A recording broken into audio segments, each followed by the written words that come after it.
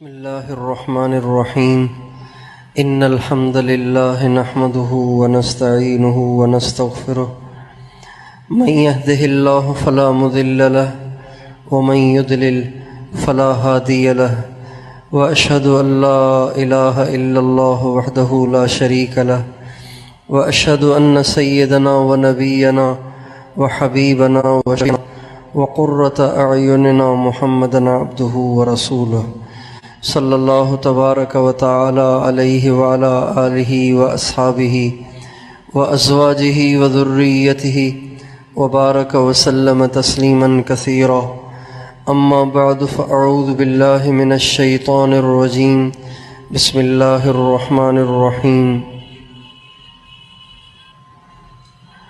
کل نفس ذائقۃ الموت وانما توفون اجورکم یوم القیامہ فمن زحزح عن النار وادخل الجنة فقد فاز وما الحياة الدنيا إلا متاع الغرور وقال تعالى إنك ميت وإنهم ميتون وقال تعالى وما محمد إلا رسول أفإن مات أو قتل انقلبتم على أعقابكم ومن ينقلب على فلن يضر الله شيئا سبحان ربك رب العزة عما يصفون وسلام على المرسلين والحمد لله رب العالمين اللهم صل على سيدنا محمد وعلى آل سيدنا محمد وبارك وسلم.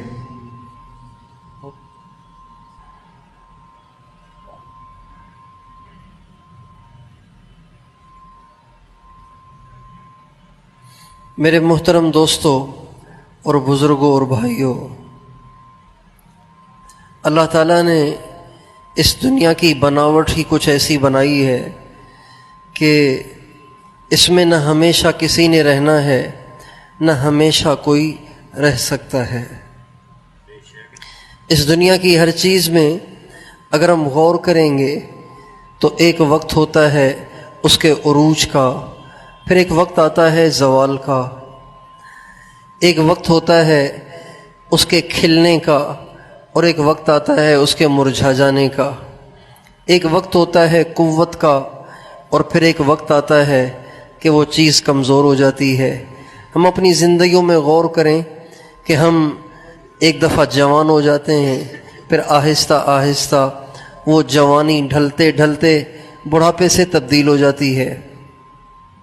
روزانہ ہم سورج کو دیکھتے ہیں کہ وہ مشرق سے چڑھتے چڑھتے چڑھتے چڑھتے جب اچھی طرح چڑھ جاتا ہے، آسمان تک پہنچ جاتا ہے، ہمارے سروں پہ آ جاتا ہے، تو پھر ایک دم ایسا قدرت کا اسے دھکا لگتا ہے، ایسا قدرت کا اسے دھکا لگتا ہے کہ وہ گرتے گرتے گرتے بالکل ہی ڈوب جاتا ہے.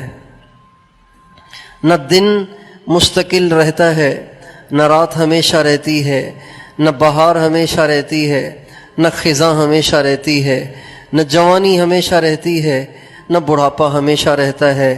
کبھی کوئی ہمیشہ صحت مند نہیں رہ سکتا، کبھی بیمار بھی ہو جاتا ہے. کبھی کوئی ہمیشہ بیمار نہیں رہتا، اللہ صحت بھی دے دیتا ہے. تو یہ دنیا کے جو حالات ہیں یہ اسی طرح عدلتے بدلتے رہتے ہیں، اور یہ سب کے ساتھ ہے. اس میں اچھے لوگ بھی ہیں، اس میں برے لوگ بھی ہیں. اچھے بھی دنیا سے چلے جاتے ہیں اور برے بھی دنیا سے چلے جاتے ہیں. اچھے بھی بوڑھے ہو جاتے ہیں اور برے بھی بوڑھے ہو جاتے ہیں. اچھے بھی کمزور ہو جاتے ہیں اور برے بھی کمزور ہو جاتے ہیں. یہ ایک اللہ کا نظام ہے. اس نظام کے تحت یہ سارا عالم چل رہا ہے. اس کائنات کو اللہ نے حضرت محمد صلی اللہ علیہ وسلم کے طفیل بنایا ہے. وہی اس کائنات کے میر محفل ہیں، انہی کی وجہ سے اس کائنات کو بنایا گیا. وہی اس کائنات کی کریم ہے. کریم جیسے لسی ہوتی ہے نا، لسی ہوتی ہے، اس کو بلو بلو کے اس کا مکھن نکالتے ہیں، تو وہ مکھن اصل ہے، باقی لسی تو ایسے ہی ہے. اسی طرح سے یہ کائنات تو ساری ہمارے آقا کے طفیل بنی ہے، اصل تو ہمارے آقا ہیں. اصل تو ہمارے نبی ہیں، وہ نہ ہوتے تو حضرت آدم بھی نہ ہوتے، وہ نہ ہوتے تو حضرت ابراہیم بھی نہ ہوتے، وہ نہ ہوتے تو حضرت موسیٰ بھی نہ ہوتے، حضرت عیسیٰ بھی نہ ہوتے۔ نہ اللہ تورات کو نازل کرتا، نہ اللہ انجیل کو نازل کرتا، نہ اللہ زبور کو نازل کرتا، اور قرآن تو آپ ہی پہ نازل ہوا۔ ساری کائنات کا سارا نظام انہی کے طفیل اللہ نے بنایا ہے، انہی کی وجہ سے اللہ نے بنایا ہے۔ جیسے ایک مجلس ہوتی ہے نا، ایک مجلس ہوتی ہے، ایک جلسہ ہوتا ہے، ایک پروگرام ہوتا ہے، ایک کانفرنس ہوتی ہے، تو اس میں بہت سارے آنے والے آتے ہیں، لوگ سبھی کو سنتے ہیں، لیکن ایک مہمان خصوصی ہوتا ہے جو کہ محفل کی زینت ہوتا ہے، محفل کی رونق ہوتا ہے۔ وہ جب تک نہ آئے تو سارے جلسے والے تکتے رہتے ہیں آئے کہ نہیں آئے، انتظار کرتے رہتے ہیں، پوچھتے رہتے ہیں حضرت آئے کہ نہیں آئے، حضرت پہنچ گئے ہیں، جلسے میں بیٹھے ہوئے ایک دوسرے سے پوچھتے ہیں، اور جو منتظمین ہوتے ہیں ان سے پوچھتے ہیں۔ ہمارے نبی کی مثال اس مہمان خصوصی کی سی ہے کہ جتنے بھی انبیاء دنیا میں آئے تو وہ بشارت لے کے آئے، آ رہے ہیں، ان قریب آ رہے ہیں۔ حضرت موسیٰ علیہ السلام نے بھی کہا آ رہے ہیں، عیسیٰ علیہ السلام نے بھی کہا آ رہے ہیں، داؤد علیہ السلام نے بھی فرمایا آ رہے ہیں، آخر آپ آ ہی گئے۔ تو اس کائنات کی جو زینت ہے، اس کائنات کی جو کریم ہے، اس کائنات کے جو دولے ہیں، اس کائنات کی جو رونق ہیں، وہ بتائیے کون ہے؟ محمد مصطفیٰ ہیں، احمد مجتبیٰ ہیں، سرکار مدینہ ہیں، سرکار دو عالم ہیں، سرور کونین ہیں، وجہ کائنات ہیں۔ وہ نہ ہوتے تو کچھ بھی نہ ہوتا۔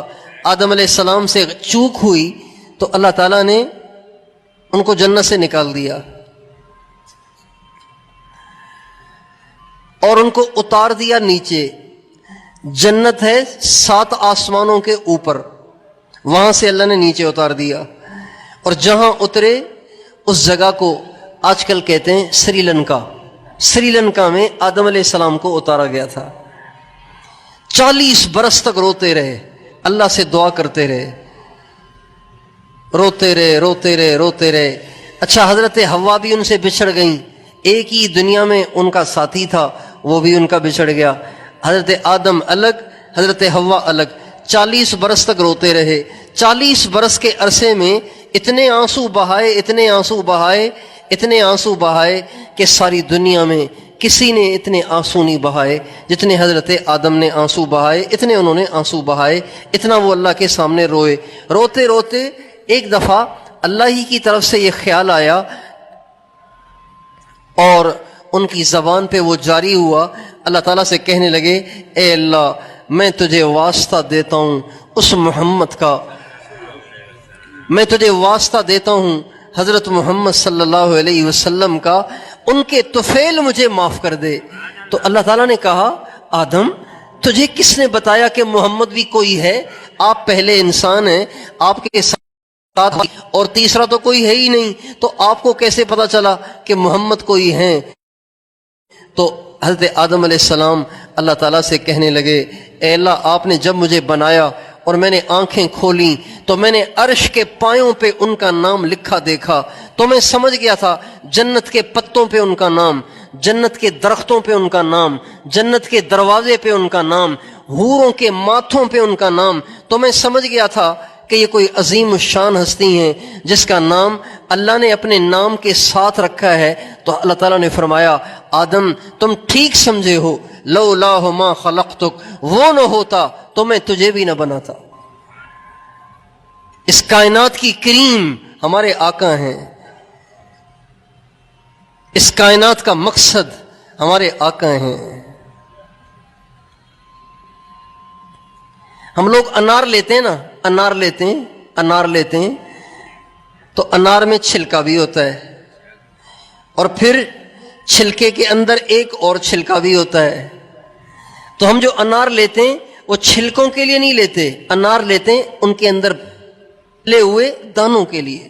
اخروٹ لیتے ہیں نا، اخروٹ لیتے ہیں تو اس کو ہم توڑتے ہیں، پھر اندر سے ایک اور کوئی پتلی سی لکڑی کی شکل میں ایک جھلی نکلتی ہے اس کو بھی توڑتے ہیں، جو اس کے اندر مغز ہوتا ہے وہ کھا لیتے ہیں۔ تو ہم جو اخروٹ خریدتے ہیں وہ اس چھلکے کے لیے تھوڑی خریدتے ہیں، وہ اس کے اندر جو ڈلا ہوا مغز ہے اس کے لیے خریدا جاتا ہے۔ اللہ تعالیٰ نے اس کائنات کو میرے تمہارے لیے، ہم جیسے گرے پڑے گنہگاروں کے لیے نہیں بنایا۔ اللہ تعالیٰ نے اس کائنات کو اس لیے بنایا کہ ایک دفعہ محمد کا ظہور ہو، سرکار دو عالم صلی اللہ علیہ وسلم ایک دفعہ ظاہر ہوں، ایک دفعہ جلوہ افروز ہوں، ایک دفعہ اس کائنات میں ظاہر ہوں۔ ان کے ظاہر ہونے کے طفیل اللہ نے اتنا بڑا نظام بنایا، اتنے سارے انسانوں کو بنایا، لیکن چونکہ یہ دنیا ہے ہی ایسی کہ یہاں کوئی ہمیشہ نہیں رہتا، جو بھی آتا ہے اس نے جانا ہوتا ہے۔ اس لیے حضرت محمد صلی اللہ علیہ وسلم جو اس کائنات کی کریم ہے، جو اس کائنات کا اصل مقصد ہے، ان کو بھی دنیا سے اللہ نے ایک دفعہ بھیجا، اور ایک وقت آیا کہ اللہ نے ان کو اپنے پاس بلا لیا۔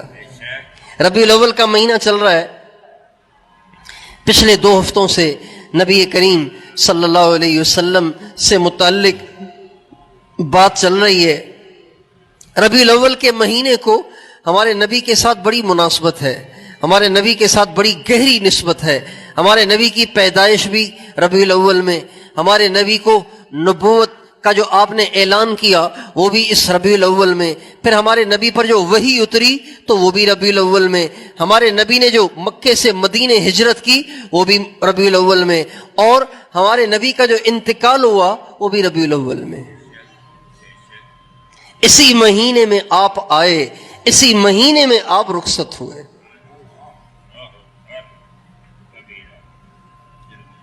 اس لیے ربیع الاول کے مہینے میں جہاں اپنے نبی کی آمد کو ہم بیان کرتے ہیں، ہمیں اپنے نبی کے دنیا سے جانے کو بھی بیان کرنا چاہیے۔ اور ہمارے نبی کے جانے کا صرف تذکرہ نہیں ہے، بلکہ ہمارے نبی جب دنیا سے گئے، جب دنیا سے جا رہے تھے تو بہت سارے پیغامات اپنی امت کو دے کر گئے۔ جب وفات کا تذکرہ ہوگا وہ پیغام سامنے آئیں گے، وہ وصیتیں سامنے آئیں گی۔ جب وہ پیغام اور وصیتیں سامنے آئیں گی تو یاد دہانی ہوگی کہ ہمارے آقا ہم سے کیا کہہ کے گئے ہیں۔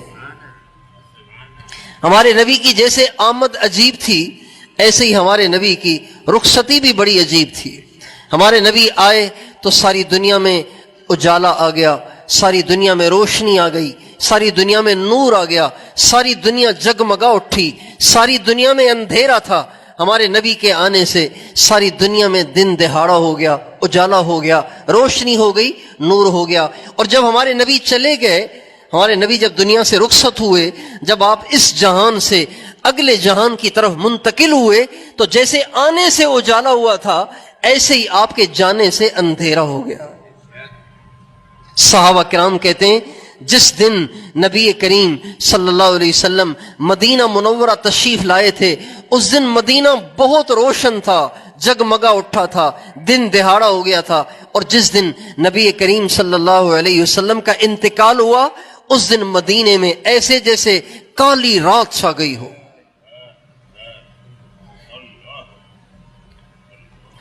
آپ کا آنا بھی عجیب، آپ کا جانا بھی عجیب، آپ کی ولادت بھی عجیب، آپ کی رحلت بھی عجیب۔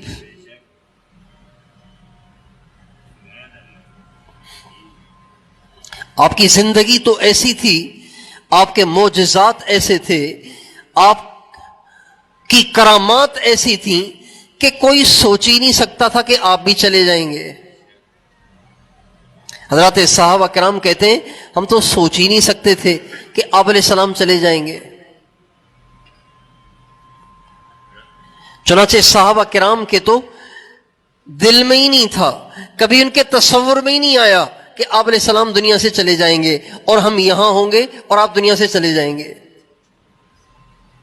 سب سے پہلے نبی کریم صلی اللہ علیہ وسلم کو دنیا سے جانے کا جو پیغام ملا ہے وہ اس وقت ملا جب یہ سورت نازل ہوئی، اذا جاء نصر اللہ والفتح ورأیت الناس يدخلون فی دین اللہ افواجا فسبح بحمد ربک واستغفرہ انہ کان توابا۔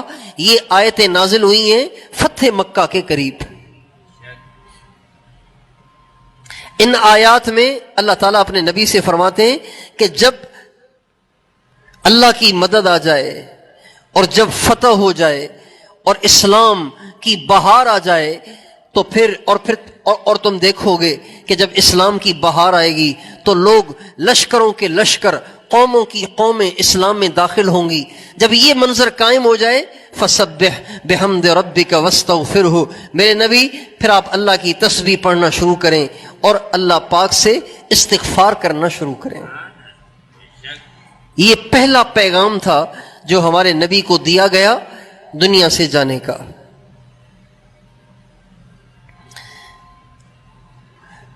جب یہ آیت اتری تو ہمارے نبی سمجھ گئے تھے کہ اب میرے دنیا سے جانے کا وقت قریب آ گیا ہے. پھر انتقال سے ڈھائی مہینے پہلے ہمارے نبی حج پہ تشریف لے گئے، جس کو حجۃ الوداع کہتے ہیں. حجۃ الوداع کے موقع پہ 9 ذی الحجہ عصر کی نماز کے بعد عرفات کے میدان میں قرآن پاک کی آیت نازل ہوئی، الیوم اکملت لکم دینکم واتممت علیکم نعمتی ورضیت لکم الاسلام دینا. اے میرے نبی، آج میں نے تیرے دین کو مکمل کر دیا، اب اس میں مزید کوئی اور چیز نازل نہیں ہوگی، اب یہ دین مکمل ہو گیا. تو اس آیت میں بھی اشارہ تھا کہ اب آپ نے جانا ہے، اب آپ تیاری کریں. الیوم اکملت لکم دینکم، آج دین مکمل ہو گیا.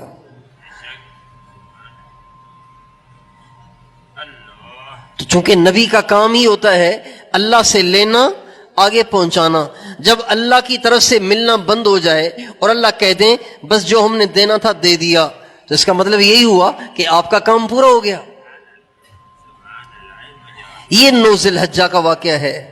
پھر 10 ذی الحجہ میں ہمارے نبی نے اپنے سر مبارک کو منڈوایا اور قربانی کی، اور اس کے بعد پتھر مارنے کے لیے، شیطان کو پتھر مارنے کے لیے آپ جمرہ تشریف لے گئے.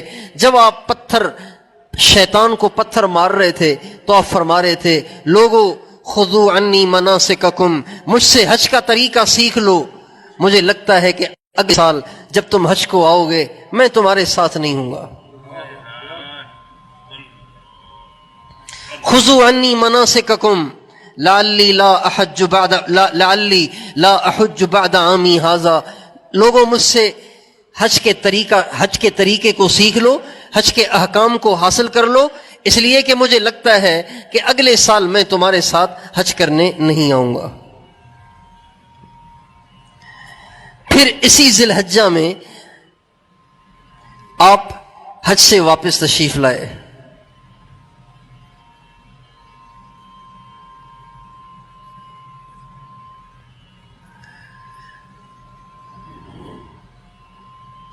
حج سے جب آپ کی واپسی ہو رہی تھی، جب آپ حج سے واپس آ رہے تھے تو راستے میں ایک جگہ پڑتی ہے خم، وہاں ایک نالا بھی تھا، پانی کا نالا بھی تھا، اس کو کہتے ہیں غدیر خم.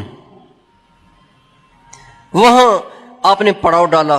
جب پڑاؤ ڈالا گیا تو ایک صحابی ہیں ہمارے نبی کے، حضرت بریدہ رضی اللہ عنہ، وہ ہمارے نبی کی خدمت میں حاضر ہوئے اور انہوں نے کہا، یا رسول اللہ، آپ نے مجھے حضرت علی کے ساتھ یمن بھیجا تھا. حضرت علی کو میں نے پچھلی دفعہ سنایا تھا کہ ہمارے نبی نے حضرت علی کو یمن والوں کی ہدایت کے لیے، یمن والوں کو تبلیغ کرنے کے لیے حضرت علی کو بھیجا تھا. ان کے ساتھ اور بھی بہت سارے ساتھی تھے، تو ان میں حضرت بریدہ بھی تھے. تو حضرت بریدہ ہمارے نبی کے پاس آئے اور حضرت علی کی آ کے شکایتیں لگائیں، یا رسول اللہ، علی میرے ساتھ سفر میں تھے، علی نے یہ کیا، علی نے یہ کیا، علی نے یہ غلطی کی، علی نے یہ غلطی کی. حضرت بریدہ نے آ کے حضرت علی کی شکایتیں لگائیں. جب حضرت بریدہ نے حضرت علی کی شکایتیں لگانا شروع کی، ہمارے نبی کے چہرے کا رنگ تبدیل ہونا شروع ہوا، یہاں تک کہ آپ غصے میں بھر گئے. آپ غصے میں بھر گئے اور آپ نے حضرت بریدہ سے فرمایا بریدہ علی کی شکایتیں مت لگاؤ، علی کی شکایتیں مت لگاؤ. کیا اللہ پاک نے قرآن پاک میں نہیں کہا النبی اولا بالمؤمنین من انفسہم وازواجہ امہاتہم؟ کیا تمہیں اللہ نے قرآن میں نہیں کہا کہ مومنوں کو اللہ کا نبی اپنی جان سے زیادہ پیارا ہونا چاہیے؟ کہا جی بالکل اللہ نے کہا ہے. تو فرمایا اگر میں تجھے پیارا ہوں نا، اگر میں تجھے پیارا ہوں، اللہ نے تجھے کہا ہے کہ اپنی جان سے زیادہ پیار اللہ کے نبی سے کرو. اگر تمہیں مجھ سے پیار ہے تو فمن کنت مولا ہو فعلی مولا ہو، اگر تمہیں مجھ سے پیار ہے تو تم علی سے بھی پیار کرو. اگر تمہیں مجھ سے پیار ہے نا تو علی سے بھی پیار کرو. علی سے پیار نہیں کرو گے پھر مجھ سے پیار تمہارا شمار نہیں ہوگا. من کنت مولا ہو فعلی مولا ہو، اگر تمہیں مجھ سے پیار ہے تو علی سے بھی پیار کرو. پھر آپ نے صحابہ کو جمع فرمایا اور فرمایا اے میرے صحابہ، میں تمہارے پاس دو چیزیں چھوڑ کے جا رہا ہوں، چھوڑ کے جا رہا ہوں. اس کا مطلب ہے جا رہے ہیں. میں تمہارے پاس دو چیزیں چھوڑ کے جا رہا ہوں، ان کو مضبوطی سے پکڑنا. اگر تم مضبوطی سے پکڑو گے کبھی تم گمراہ نہیں ہوگے. ایک اللہ کا قرآن ہے، ایک اللہ کا قرآن ہے، ایک اللہ کا قرآن ہے. پھر فرمایا اذکرکم اللہ فی اہل بیتی، اذکرکم اللہ فی اہل بیتی، اذکرکم اللہ فی اہل بیتی. دوسری چیز جس کے بارے میں میں تمہیں نصیحت کر رہا ہوں، تمہیں یاد دہانی کر رہا ہوں، تمہیں تنبیہ کر رہا ہوں، میرے اہل بیت کا خیال کرنا.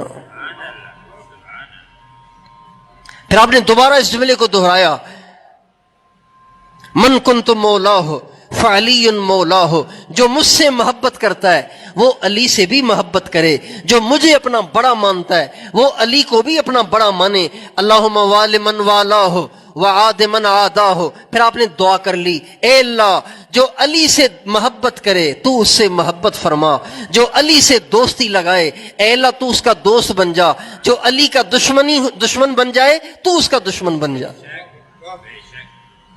یہ ساری باتیں رخصتی والی آپ فرماتے رہے. پھر آپ مدینہ منورہ آ گئے. محرم کا مہینہ مدینے میں گزارا، سفر کا مہینہ مدینے میں گزارا. سفر کی 29 تاریخ کو، سفر کی 29 تاریخ کو ہمارے نبی کے ایک صحابی کا انتقال ہوا. آپ علیہ السلام ان کی تدفین کے لیے جنت البقیع تشریف لے گئے.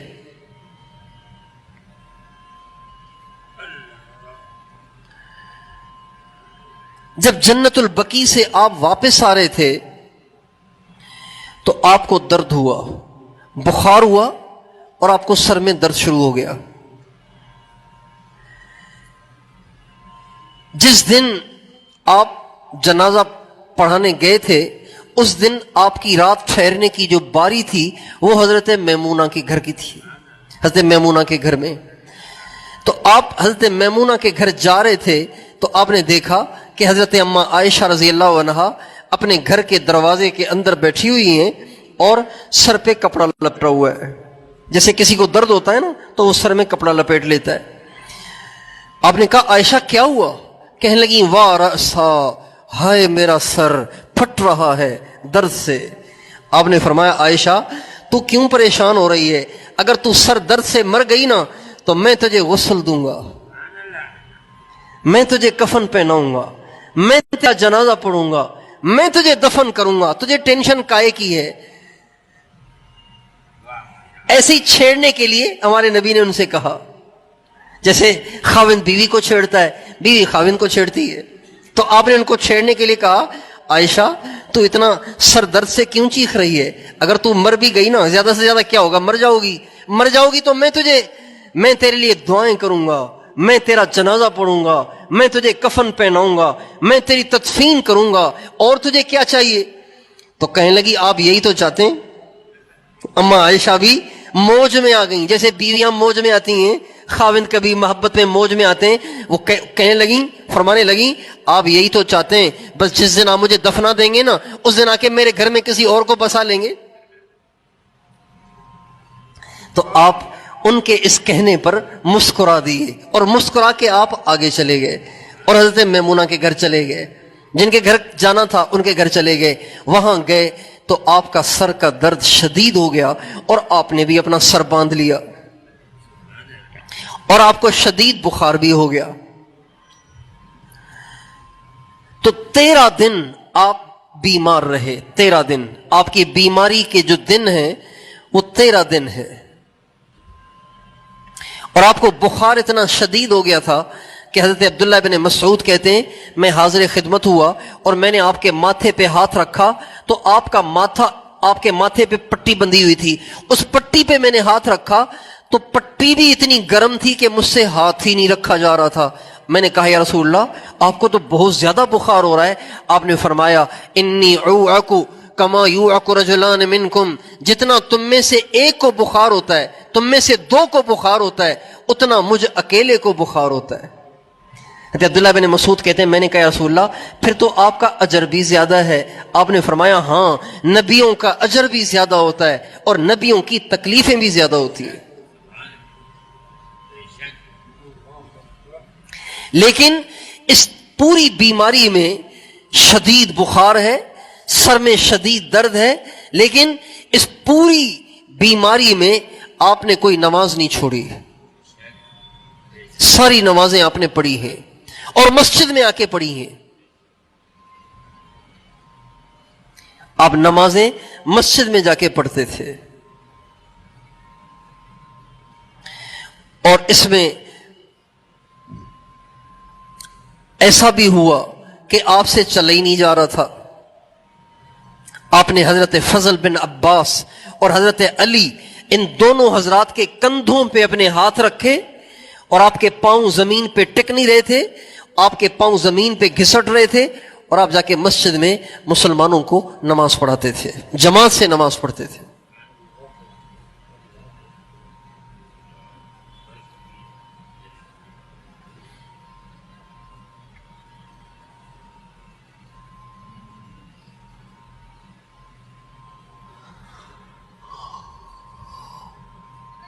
اس دوران حضرت فضل بن عباس کہتے ہیں ایک دن میں آپ علیہ السلام سے ملنے آیا تو آپ علیہ السلام نے فرمایا فضل مجھے سر میں بڑا شدید درد ہے، تم میری پٹی کو ذرا اور زور سے باندھو. حضرت فضل کہتے ہیں میں نے اچھی طرح کس کر آپ کے مبارک سر پہ پٹی کو باندھا.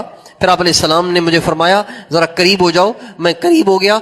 آپ علیہ السلام نے میرے کندھے پہ ہاتھ رکھا اور فرمایا چلو مسجد چلتے ہیں.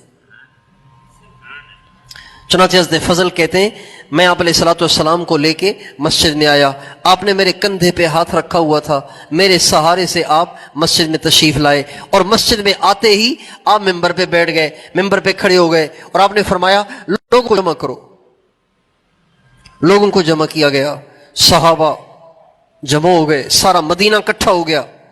آپ علیہ السلام نے فرمایا دیکھو بھائی میں نے تمہارے اندر ایک عرصہ گزارا ہے، ہم آپ کٹھے ایک عرصے تک رہے ہیں اور دنیا میں رہتے ہوئے اونچ نیچ ہوئی جاتی ہے، تو اگر میں نے کسی کے ساتھ کوئی زیادتی کی ہے، اگر میں نے کسی کا حق کھایا ہے، اگر کسی کا میرے پاس کوئی حق رہتا ہے تو مہربانی کرو مجھ سے دنیا میں وصول کر لو، آخرت میں کوئی کسی کو حق ادا نہیں کر سکتا.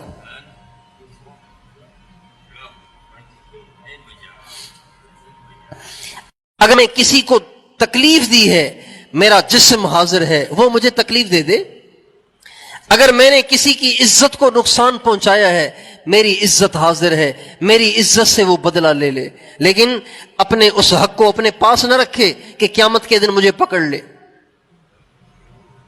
اور اگر کسی کا میرے پاس مال ہے تو وہ مجھ سے مال لے لے یا پھر مجھے معاف کر دے.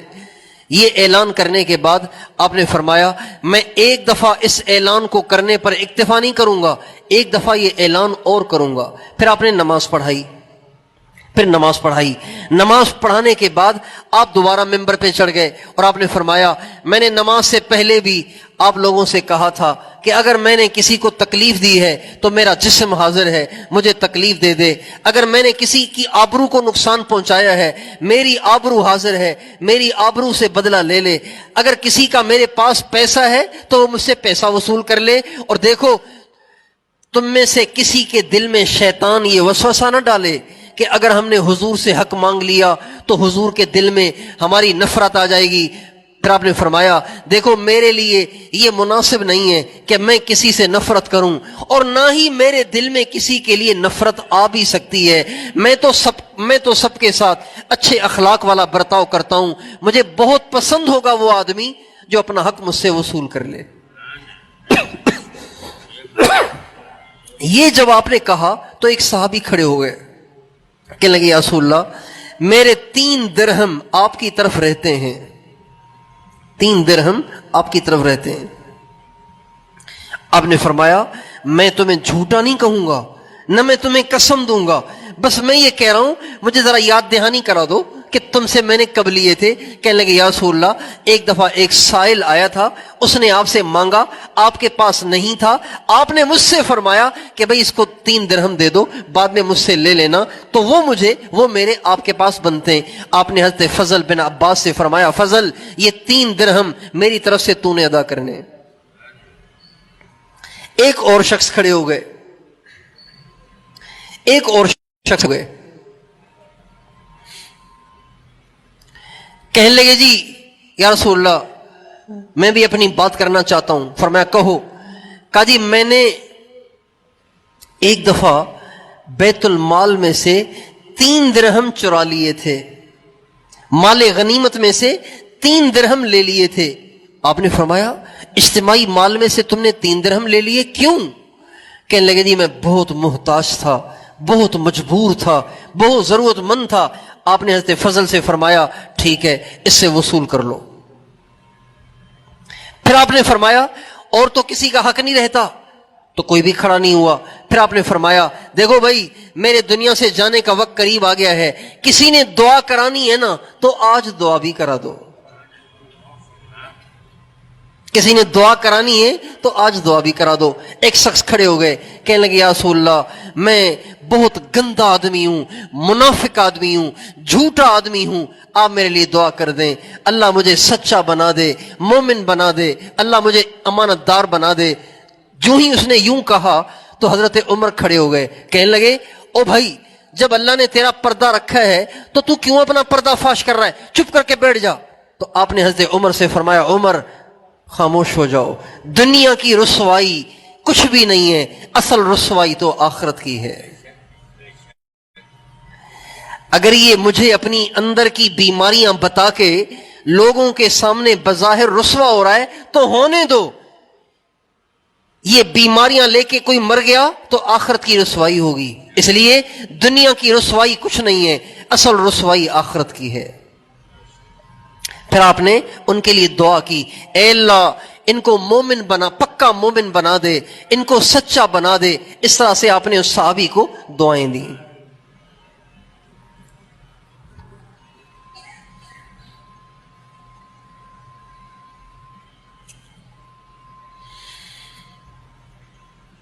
اس کے بعد پھر آپ ممبر سے نیچے اترے اور گھر تشریف لے گئے،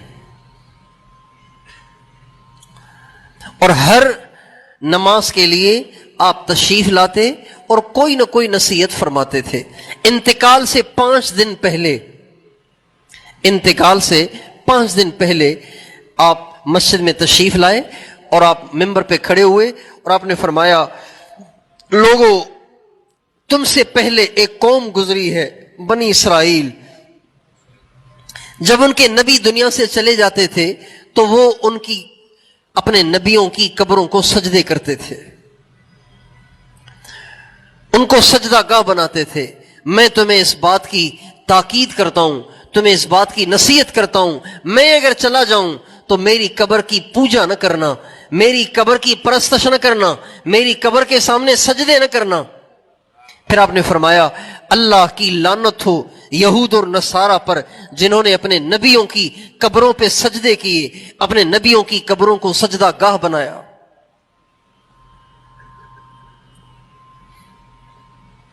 پھر آپ نے فرمایا اللہ کا ایک بندہ ہے، اللہ کا ایک بندہ ہے، اللہ تعالیٰ نے اس بندے کو اختیار دیا، اس بندے کو اختیار دیا۔ کیا اختیار دیا؟ اختیار یہ دیا کہ میرے بندے اگر تو رہنا چاہتا ہے تو تجھے رہنے کی بھی اجازت ہے، اگر تو ہم سے آ کے ملنا چاہتا ہے تو ہم سے آ کے مل لے۔ اللہ تعالیٰ نے اپنے ایک بندے کو اختیار دیا، چاہے تو وہ دنیا میں ہی رہ لے، جتنی عمر چاہے رہ لے، اور چاہے تو وہ آخرت میں آ جائے، جنت میں آ جائے۔ تو آپ نے فرمایا جس بندے کو اللہ نے اس بات کا اختیار دیا، اس بندے نے دنیا سے جانے کا انتخاب کر لیا ہے۔ جب یہ بات آپ نے فرمائی تو حضرت ابو بکر صدیق رونے لگ گئے۔ تو صحابہ کرام آپس میں کہنے لگے ان کو کیا ہو گیا ہے؟ حضور ایک آدمی کی بات کر رہے ہیں کہ ایک آدمی کو اللہ نے اختیار دیا دنیا اور آخرت کے درمیان، اس کو اختیار کر لو یا اس کو اختیار کر لو۔ اللہ کے اس بندے نے آخرت کو اختیار کر لیا، تو اس میں رونے کی کون سی بات ہے؟ حضور کسی آدمی کی بات سنا یہ رو رہے ہیں۔ صحابہ کہتے ہیں اس وقت تو ہمیں سمجھ میں نہیں آئی، بعد میں ہمیں سمجھ میں آئی کہ حضرت ابو بکر صدیق جو روئے تھے وہ کس وجہ سے روئے تھے، کہ یہ جو بندہ آپ علیہ السلام فرما رہے تھے اس سے مراد خود ہمارے نبی خود تھے۔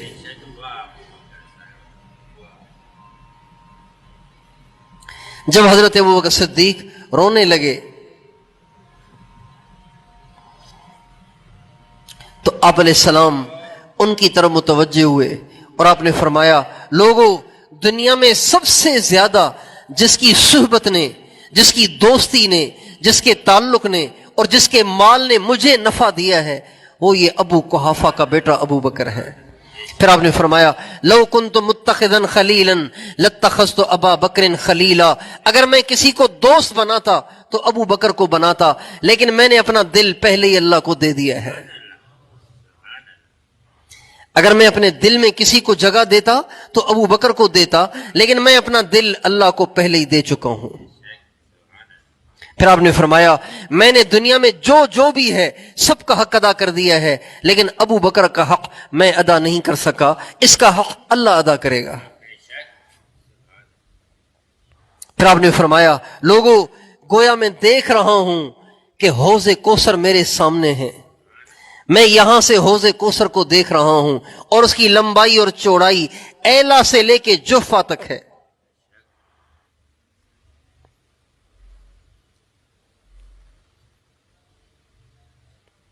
پھر آپ نے انصار صحابہ کے بارے میں وصیت فرمائی۔ آپ نے فرمایا سارے لوگوں کو میں حق دے چکا ہوں، لیکن میرے جو انصار ہیں جنہوں نے اپنی جان بھی مجھ پہ لگائی، اپنا مال بھی مجھ پہ خرچ کیا، اپنا وطن بھی مجھے پیش کیا، مجھے اپنے شہر میں ٹھہرایا اور میری مدد اور نصرت کی، انصار کا حق ادا نہیں ہوا۔ اس لیے جب اب لوگ بہت سارے اسلام قبول کریں گے، بہت بڑا مجمع اسلام میں داخل ہوگا اور انصار ایسے رہ جائیں گے جیسے آٹے میں نمک ہوتا ہے، انصار کی تعداد آہستہ آہستہ گھٹتے گھٹتے بہت تھوڑی ہو جائے گی، اسلام کے مددگار بہت سارے پیدا ہو جائیں گے، اسلام قبول کرنے والے بہت سارے پیدا ہو جائیں گے۔ میں تمہیں وصیت کر رہا ہوں ان کو بھولنا نہیں، اس لیے کہ انہوں نے تمہارے نبی کی بڑی مدد کی ہے۔ اور پھر آپ نے فرمایا اگر انصار سے کوئی غلطی بھی ہو جائے تو اس کی غلطی کو درگزر کر لینا، اس لیے کہ انہوں نے تمہارے نبی کی مدد کی ہے۔ آپ نے انصار کے بارے میں بہت ساری وصیتیں فرمائیں۔ پھر آپ نے انصار سے فرمایا اے انصار انکم ستجدون بعدی اثرتن، اے انصار جب میں دنیا سے چلا جاؤں گا تو مجھے لگتا ہے کہ لوگ تمہیں پیچھے کر دیں گے، اوروں کو آگے کر دیں گے، لیکن اگر تم صبر کرو گے، برداشت کرو گے، سہ جاؤ گے تو تم حوض کوثر پہ آ کے مجھ سے مل لینا، میں تمہیں تمہاری قربانیوں کا بدلہ اللہ سے دلواؤں گا۔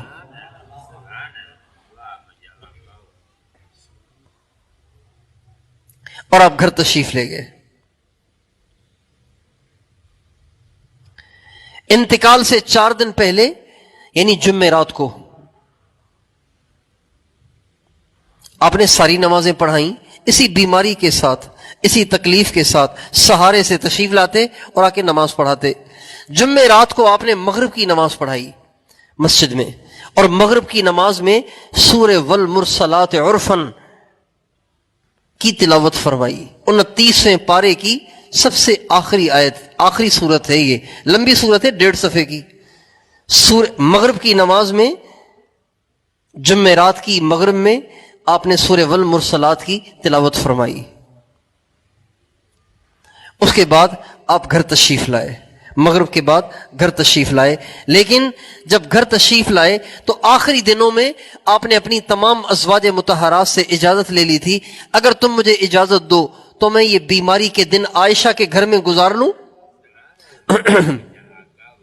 تو ساری ازواج مطہرات نے خوشی خوشی آپ کو اجازت دی، یا رسول اللہ آپ بیماری کے دن بے شک حضرت عائشہ کے گھر میں گزار لیں. چنانچہ آپ اماں عائشہ کے گھر میں ہی ٹھہرے ہوئے تھے. تو جب مغرب کی نماز پڑھا کے آپ گھر تشریف لائے تو آپ پر بے ہوشی طاری ہو گئی.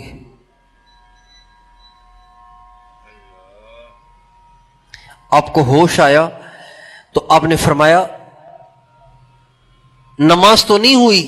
کہا جی نہیں، نماز تو آپ کے انتظار میں ہے، آپ تشریف لائیں گے تو آ کے عشاء پڑھائیں گے. آپ نے فرمایا اچھا چلو مجھے غسل کراؤ. چنانچہ آپ کو غسل کرایا گیا، آپ نہائے. جب نہا کر آپ تیار ہوئے مسجد میں جانے کے لیے تو پھر آپ پر بے ہوشی طاری ہو گئی، غشی طاری ہو گئی، آپ بے ہوش ہو گئے. پھر آپ کو ہوش آیا، آپ نے فرمایا نماز ہو گئی؟ کہا جی نہیں، آپ کا انتظار ہے. آپ نے دوبارہ غسل فرمایا، اور غسل فرما کے جب آپ نماز کے لیے جانے لگے تو دوبارہ آپ پہ غشی طاری ہو گئی. پھر جب ہوش آیا تو آپ نے فرمایا نماز ہو گئی؟ کہا جی نہیں، آپ کا انتظار ہے. فرمایا مجھے غسل کراؤ. آپ نے تیسری دفعہ غسل فرمایا مگر پھر آپ پہ بے ہوشی طاری ہو گئی. جب آپ کو ہوش آیا تو آپ نے فرمایا کہ نماز ہو گئی؟ کہا جی نہیں. آپ نے فرمایا ابو بکر سے کہو کہ وہ مسلمانوں کو نماز پڑھا دے. اما عائشہ رضی اللہ عنہا آپ علیہ السلام سے کہنے لگیں یا رسول اللہ ابو بکر سے نہ کہیں نماز پڑھانے کو، اس لیے کہ ان کا دل بہت نرم ہے.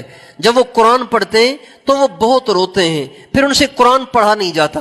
آپ کسی اور سے کہہ دیں، حضرت عمر سے کہہ دیں وہ نماز پڑھا لے.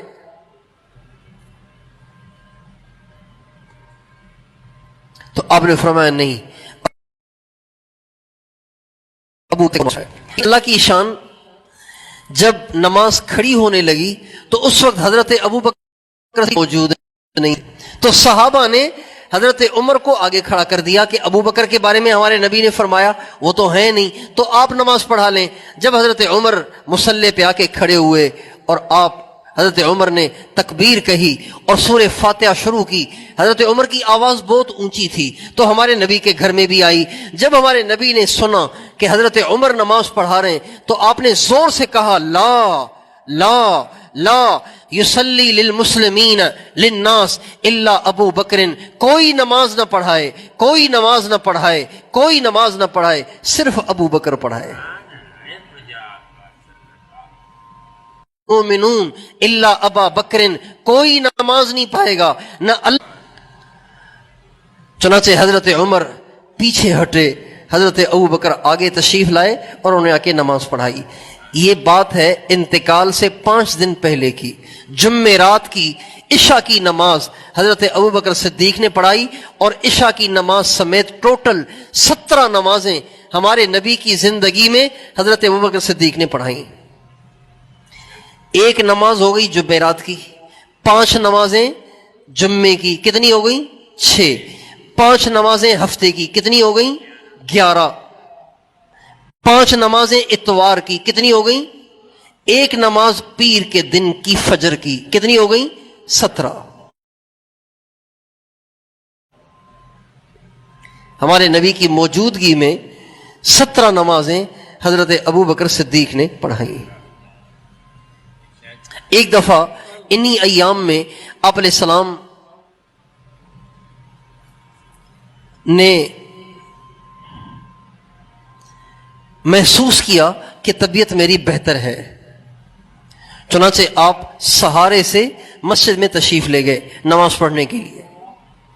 جب مسجد میں تشریف لے گئے، صحابہ، چونکہ آپ کا گھر تھا مسجد کے محراب کی طرف، تو جو ہی آپ داخل ہوئے نا مسجد میں تو سارے صحابہ کو پتہ چل گیا کہ حضور تشریف لے آئے. حضرت ابو بکر صدیق ایک دم پیچھے ہونے لگے. تو آپ علیہ السلام نے حضرت ابو بکر صدیق سے فرمایا آپ نماز پڑھاتے رہیں، پیچھے نہ ہٹیں۔ آپ علیہ السلام حضرت ابوبکر صدیق کے ساتھ بیٹھ کر آپ نے نماز پڑھائی۔ چنانچہ امام تو بنے ہمارے نبی، حضرت ابوبکر صدیق ہمارے نبی کی تکبیرات کہتے رہے اور لوگ سنتے رہے اور نماز پڑھتے رہے۔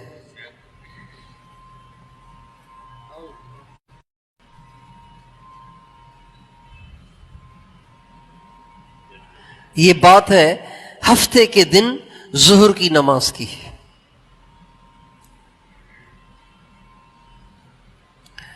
اس کے بعد اتوار کا دن آیا، انتقال سے ایک دن پہلے صبح سویرے ہی آپ علیہ السلام نے اپنے غلاموں کو بلایا، ان کی تعداد تھی 40 کے 40 کو آزاد کر دیا اور فرمایا میرے گھر میں کیا ہے؟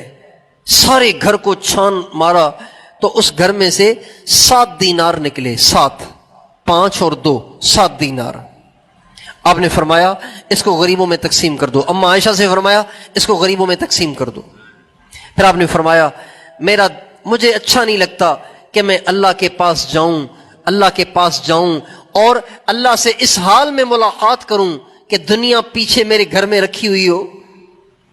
میں دنیا چھوڑ کے نہیں مرنا چاہتا، میں اس حال میں اللہ سے ملنا چاہتا ہوں کہ میرا گھر دنیا کی دولت سے خالی ہو۔ چنانچہ آپ نے مال بھی تقسیم کر دیا۔ اب آپ کے گھر میں کچھ بھی نہیں ہے۔ اما عائشہ رضی اللہ عنہا فرماتی ہیں آخری رات میرے گھر کے چراغ میں تیل بھی نہیں تھا، میرے گھر کے چراغ میں تیل بھی نہیں تھا، وہ بھی میں نے پڑوسن سے ادھار لیا اپنے گھر کو روشن کرنے کے لیے۔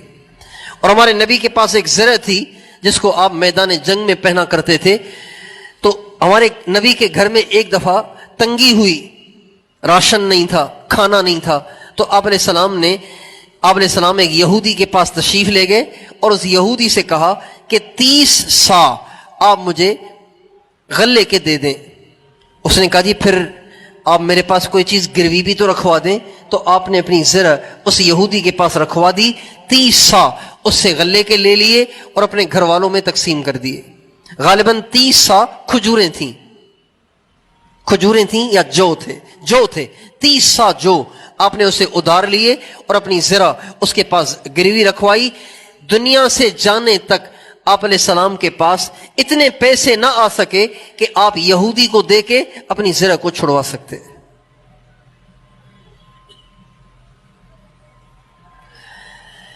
آخری دن پیر کا، اس میں صبح سویرے آپ علیہ السلام کی طبیعت میں بڑی بشاشت آ گئی تھی، طبیعت بہت اچھی لگ رہی تھی، صحابہ بھی خوش ہو گئے تھے کہ آپ علیہ السلام کی طبیعت ٹھیک ہو گئی ہے۔ فجر کی نماز کا جب وقت ہوا اور حضرت ابوبکر صدیق نے فجر کی نماز کی تلاوت شروع فرمائی تو آپ علیہ السلام چونکہ مسجد کے محراب کی جانب ہی قریب آپ کا گھر تھا اور وہاں کھڑکی بھی تھی جہاں سے مسجد کے اندر کا مشاہدہ ہوتا تھا، تو آپ علیہ السلام نے اپنے گھر کی اس کھڑکی کا پردہ اٹھایا تاکہ اپنی آنکھوں سے دیکھیں کہ مسلمان نماز پڑھ رہے ہیں۔ آپ نے جو ہی پردہ ہٹایا تو پاس کھڑے ہوئے صحابہ کو پتہ چل گیا کہ آقائے دو جہاں نے پردہ ہٹایا ہے، تو صحابہ کہتے ہیں نمازی کی تو نگاہ سجدے کی جگہ ہونی چاہیے نا، لیکن جو ہی پردہ ہٹا تو سب صحابہ کی نگاہیں نماز سے اٹھ کر آپ علیہ السلام کے چہرے انور کی طرف چلی گئی۔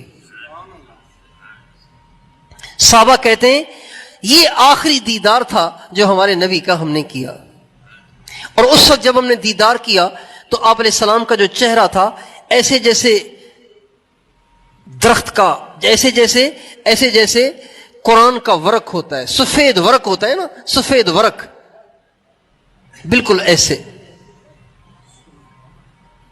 سفید ورق کی طرح سے آپ کا چہرہ صاف شفاف، اور کمزوری بھی تھی جس کی وجہ سے چہرے کا رنگ ایسا ہو گیا تھا۔ تو صحابہ کہتے ہیں جب پردہ ہٹا تو ہم نے چاہا کہ نمازیں توڑ کے بس آپ ہی کا جلوہ اور آپ ہی کا حسن و جمال دیکھتے رہیں، لیکن آپ علیہ السلام نے ہاتھ کے اشارے سے فرمایا نمازیں مت توڑو، بس میں تمہیں ایک دفعہ نماز پڑھتا ہوا دیکھنا چاہتا تھا، میں تمہیں ایک دفعہ نماز پڑھتا ہوا دیکھنا چاہتا تھا۔ میرے دوستو، ہم اندازہ لگائیں ہمارے نبی کو اپنی امت کے نمازی ہونے کی کتنی تمنا تھی، کتنی خواہش تھی۔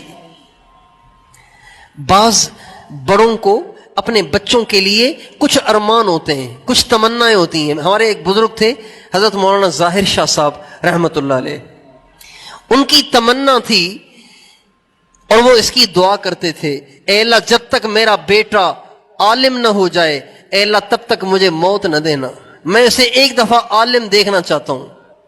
چنانچہ جس دن ان کا بیٹا عالم ہو کے آیا نا، اس دن ان کا انتقال ہوا۔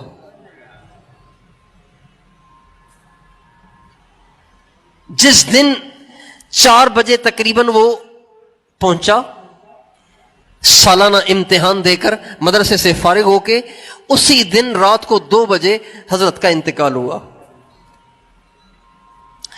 تو چاہت ہوتی ہے نا کہ میرا بیٹا ایسا ہو جائے میری زندگی میں اسے دیکھ لوں ایک دفعہ کہ وہ ایسا ہو گیا ہے، جیسے ہمارے حضرت کو چاہت تھی کہ میں ایک دفعہ اپنے بیٹے کو دیکھوں کہ وہ عالم بن گیا، اس کی دستار بندی ہو گئی۔ ہمارے نبی کو چاہت تھی میں دیکھ لوں میری امت نمازیں کیسے پڑھتی ہے۔ چنانچہ انتقال سے پہلے آخری دفعہ اپنے محراب کی کھڑکی کی چادر کو ہٹا کے، پردے کو ہٹا کے آپ نے اپنی امت کو دیکھا کہ نماز پڑھ رہے ہیں۔ صحابہ نماز توڑنے لگے، آپ نے فرمایا نماز توڑو نہیں، بس میں تو تمہیں دیکھنا چاہتا تھا کہ تم کیسے نماز پڑھ رہے ہو۔ اور جب آپ نے پردہ ہٹایا اور صحابہ کو نماز پڑھتا دیکھا، حضرت ابو بکر کو مصلی پہ دیکھا، باقی صحابہ کو ان کے پیچھے دیکھا، تو حدیث میں آتا ہے آپ مسکرائے، آپ خوش ہو رہے تھے، اور یہ مسکراتے مسکراتے آپ نے اپنا پردہ لٹکا دیا اور پردہ ڈال دیا۔ صحابہ کہتے ہیں بس اس کے بعد ہم آپ علیہ السلام کا دیدار نہیں کر سکے۔ اس کے بعد آپ کی طبیعت تھوڑی تھوڑی خراب ہونا شروع ہو گئی۔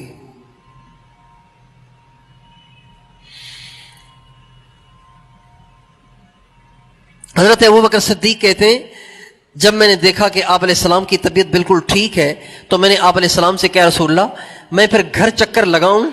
ان کا گھر ذرا مدینے کے ذرا ہٹ کے تھا، اوالی میں تھا ان کا گھر، اوالی میں، تو میں ذرا گھر چکر لگا کے آؤں اگر آپ اجازت دیں، چونکہ طبیعت آپ کی بہت اچھی لگ رہی ہے۔ اور ہمارا ٹھیک ہے۔ حضرت ابوبکر صدیق چلے گئے، پیچھے طبیعت خراب ہونا شروع ہو گئی۔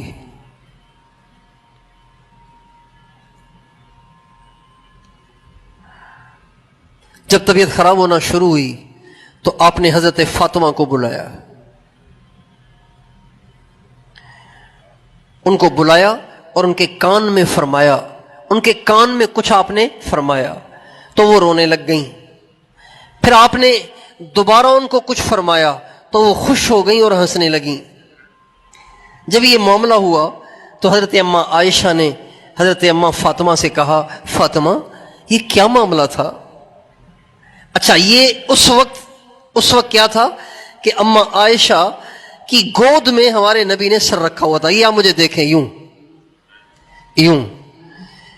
یہ آپ علیہ السلام کا جو سر مبارک تھا وہ اماں عائشہ کی چھاتی سے لگا ہوا تھا یوں، اور آپ کی جو پیٹھ تھی وہ ان کے پیٹ سے لگ رہی تھی، اس طرح سے۔ لیکن آپ علیہ السلام نے جو بات فرمائی اماں فاطمہ کے کان میں، وہ اتنی آہستہ آواز سے کہ حضرت اماں عائشہ نے بھی نہیں سنی۔ تو اماں عائشہ نے پوچھا فاطمہ کیا کہہ رہے تھے حضور؟ کہا یہ راز ہے، اس راز کو فاش میں نہیں کر سکتی۔ چنانچہ آپ علیہ السلام کے انتقال کے بعد اماں عائشہ نے پوچھا فاطمہ اب تو بتا دو، اگر تم نہیں بتاؤ گی تو میں تمہیں قسم دوں گی پھر، چونکہ میں تمہاری ماں ہوں۔ اماں عائشہ حضرت فاطمہ کی ماں ہوئی نا، میرا جو تم پہ حق بنتا ہے اس کی قسم دوں گی تمہیں۔ کہا اب بتا دوں گی، اس لیے کہ حضور دنیا سے چلے گئے۔ پھر فرمانے لگیں وہ جو پہلی دفعہ آپ علیہ السلام نے مجھے کان میں بات فرمائی جس پہ میں رو پڑی، وہ یہ تھی کہ آپ نے فرمایا عائشہ میں اس بیماری سے اب اٹھ نہیں سکوں گا، آج میں چلا جاؤں گا دنیا سے۔ جب آپ نے کہا نا میں آج جا رہا ہوں تو میں کیسے برداشت کر سکتی تھی، میں رو پڑی۔ جب آپ نے پھر دوبارہ مجھے کان میں فرمایا فاطمہ تو رو نہیں، تو دل چھوٹا نہ کرنا، اتق اللہ وصبری، اتق اللہ وصبری، اللہ سے ڈرنا، صبر کرنا، رونا اور چیخنا نہیں، بلکہ میں تمہیں ایک خوشخبری دیتا ہوں، وہ یہ کہ میرے دنیا سے جانے کے بعد میرے اہل بیت میں سب سے پہلے مجھ سے تو آ کر ملے گی۔ اور فاطمہ تو کیوں روتی ہے، تو کیوں پریشان ہوتی ہے، میں تم سے پہلے تمہاری تیاری کرنے تو جا رہا ہوں۔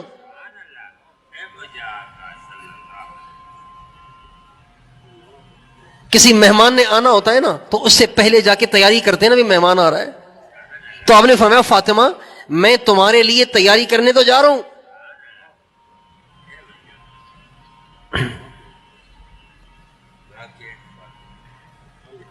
تو کیوں روتی ہے، میں تم سے پہلے جا رہا ہوں، تمہارے لیے تیاریاں کروں گا اور پھر تم بھی آ جانا۔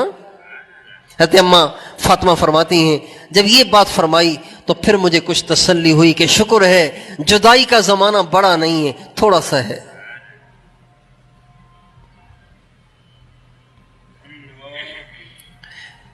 اس کے بعد آپ نے حضرت امام حسن اور امام حسین کو بلایا اور ان کو سینے سے لگایا۔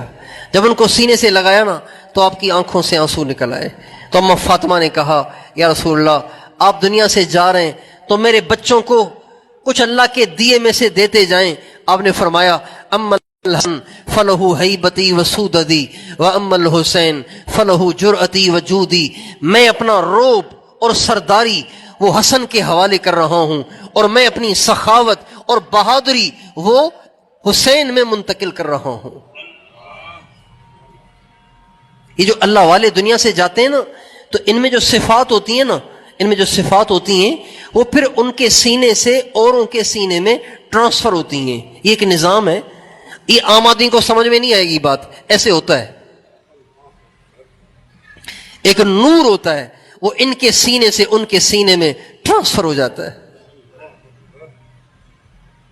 جیسے ایک موبائل سے دوسرے موبائل میں چیز چلی جاتی ہے نا، ٹرانسفر ہو جاتی ہے، بلوٹوتھ کے ذریعے سے چلی جاتی ہے۔ اس طرح اللہ تعالیٰ کا ایک نظام ہے کہ جو نور اللہ سے نسبت، اللہ کا تعلق کسی کے سینے میں ہوتا ہے وہ ان کے سینے میں منتقل ہو جاتا ہے۔ ہمارے حضرت مولانا جمشید صاحب نور اللہ مرقدہ، ایک دفعہ میں نے ان سے پوچھا کہ حضرت آپ کس کس کے خلیفہ ہیں، آپ کے پاس کتنی خلافتیں ہیں؟ تو وہ فرمانے لگے میرے پاس 3 خلافتیں ہیں، 3 بزرگوں نے مجھے خلافت دی۔ پھر فرمایا فلانے فلانے، اور فرمایا تیسرے جو بزرگ ہیں حضرت مولانا شاہ عبدالعزیز صاحب دعاجو رحمۃ اللہ علیہ، انہوں نے خلافت بھی دی اور اپنی نسبت بھی دی۔ میں نے کہا نسبت کا کیا مطلب؟ فرمانے لگے جب ان کے انتقال کا وقت آیا تو انہوں نے مجھے سینے سے لگایا اور جو کچھ اللہ نے ان کو دیا تھا وہ سارا میرے سینے میں ٹرانسفر کر دیا۔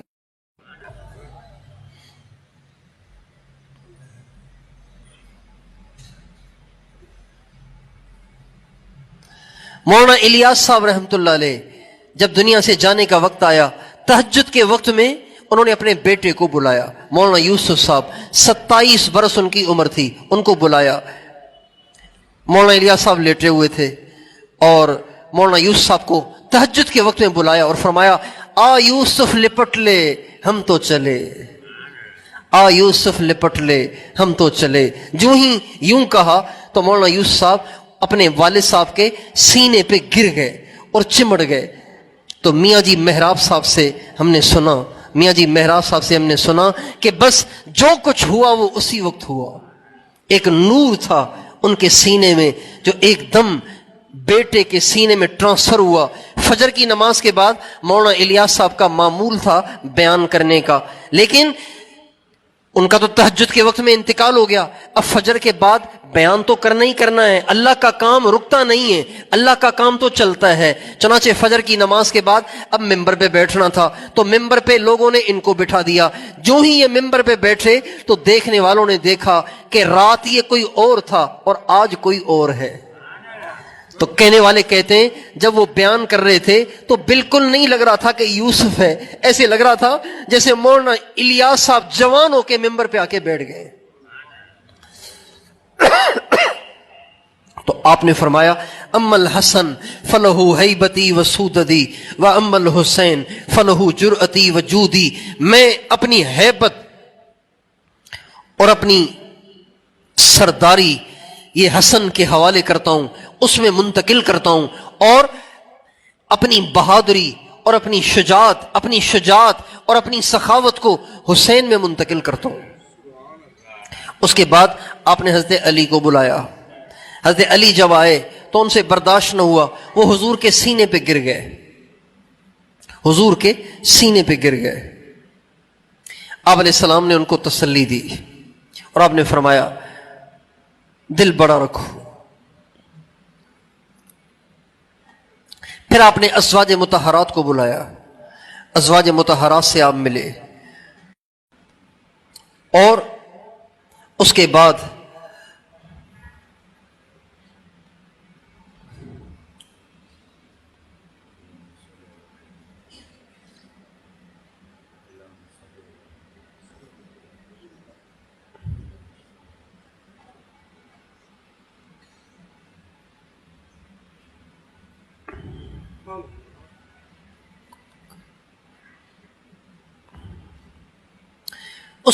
آپ علیہ السلام کے پاس حضرت جبریل علیہ السلام آئے، اور جبریل علیہ السلام نے آ کے آپ علیہ السلام سے کہا یا رسول اللہ ملک الموت دروازے پہ کھڑے ہوئے ہیں، حضرت اسرائیل علیہ السلام دروازے پہ کھڑے ہوئے ہیں اور وہ اجازت مانگ رہے ہیں، اگر آپ کہیں تو اندر بلا لوں؟ آپ نے فرمایا اجازت ہے۔ چنانچہ وہ اندر تشریف لائے، اندر حاضر ہوئے اور آتے ہی کہا السلام علیکم یا رسول اللہ۔ آپ نے جواب دیا کہ یا رسول اللہ آپ پہلے شخص ہیں۔ پھر وہ کہنے لگے یا رسول اللہ اللہ نے مجھے آپ کے پاس بھیجا ہے، آپ پہلے آدمی ہیں جن سے میں اجازت لے کر آیا ہوں، آپ سے پہلے میں نے کسی سے آج تک اجازت نہیں لی، میں جس کے پاس جاتا ہوں سیدھا جاتا ہوں، کوئی مجھے روک نہیں سکتا۔ آپ پہلے شخص ہیں جن سے مجھے اجازت لینے کو کہا گیا۔ اللہ نے فرمایا میرے محبوب کے پاس جاؤ، اجازت لے کے جانا، اجازت ملے تو جانا ورنہ واپس آ جانا۔ اور آپ پہلے شخص ہیں جن کو میں نے سلام کیا ہے، آپ سے پہلے آج تک میں نے کسی کو سلام نہیں کیا۔ آپ نے فرمایا کیسے آنا ہوا؟ کہا جی مجھے اللہ نے بھیجا ہے اور اللہ نے کہا ہے میرے نبی کو میرا پیغام سناؤ، اگر میرے پاس آنا چاہتے ہیں تو بہت اچھا، رہنا چاہتے ہیں تو بے شک رہ لیں، میری طرف سے رہنے کی بھی اجازت ہے، میری طرف سے رہنے کی بھی اجازت ہے۔ تو آپ علیہ السلام سوچ میں پڑ گئے۔ آپ نے حضرت جبریل علیہ السلام کو دیکھا اور آنکھوں میں ان سے مشورہ کرنے لگے، جبریل کیا کرنا چاہیے؟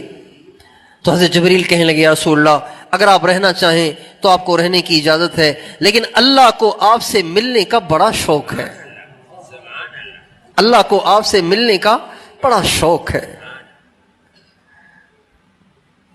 تو آپ نے فرمایا اگر اللہ کو مجھ سے ملنے کا شوق ہے تو مجھے بھی دنیا میں رہنے کا کوئی شوق نہیں ہے، میں بھی اللہ سے ملنا چاہتا ہوں۔ پھر آپ نے فرمایا لیکن اگر میں دنیا سے چلا گیا تو پیچھے میری امت کا کیا بنے گا؟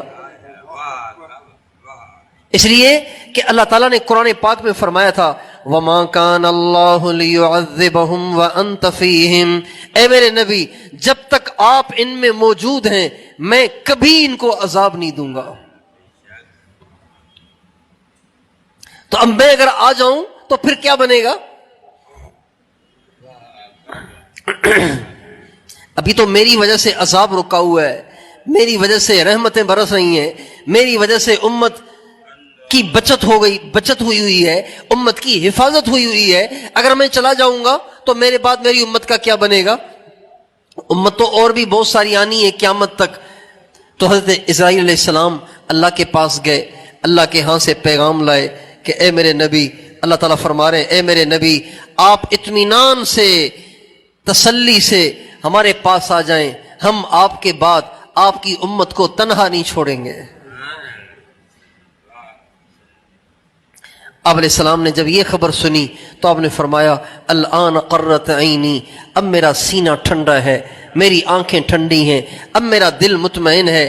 چنانچہ آپ نے حضرت اسرائیل سے فرمایا اسرائیل تم میری بھی روح نکالو گے؟ کہا جی ہاں میں تو سبھی کی نکالتا ہوں۔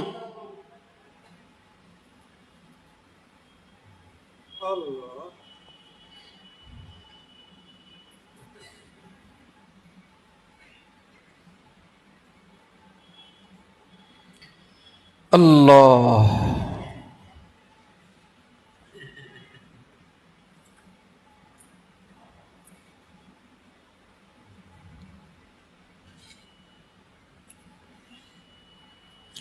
اس موقع پر سب سے آخری الفاظ جو آپ کی آخری وصیت جو آپ کی زبان سے نکل رہی تھی وہ یہ تھی الصلاۃ الصلاۃ وما ملکت ایمانکم، اے میری امت نماز کا خیال کرنا، نماز کا خیال کرنا، نماز کا خیال کرنا، اور میری امت کے کمزوروں کا خیال کرنا، ان پہ ظلم نہ کرنا، طاقت کے نشے میں، عہدے کے نشے میں، مال کے نشے میں آ کے کمزوروں پہ زیادتیاں اور ظلم نہ شروع کر دینا، بلکہ کمزوروں کا خیال کرنا۔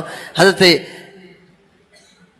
انس رضی اللہ عنہ فرماتے ہیں یہ الفاظ فرماتے ہوئے ہمارے نبی کی زبان آپ کا ساتھ نہیں دے رہی تھی، آپ سے یہ الفاظ صحیح نکل بھی نہیں پا رہے تھے، آپ اپنی پوری طاقت کو جمع کر کے ان الفاظ کو فرما رہے تھے الصلاۃ الصلاۃ وما ملکت ایمانکم، اے میری امت نماز نماز نماز، کمزوروں کا خیال کرنا، نماز کا خیال کرنا، کمزوروں کا خیال کرنا، نماز کا خیال کرنا، کمزوروں کا خیال کرنا، نماز کا خیال کرنا، یہ آپ کی آخری وصیت تھی۔ اما عائشہ فرماتی ہیں پہلے جب کبھی آپ بیمار ہوتے تھے تو میں آپ کے جسم اطہر پہ ہاتھ پھیرتی تھی اور دعا پڑھتی تھی اذهب البأس رب الناس اشف انت الشافی لا شفاء الا شفاؤک شفاء لا یغادر سقما۔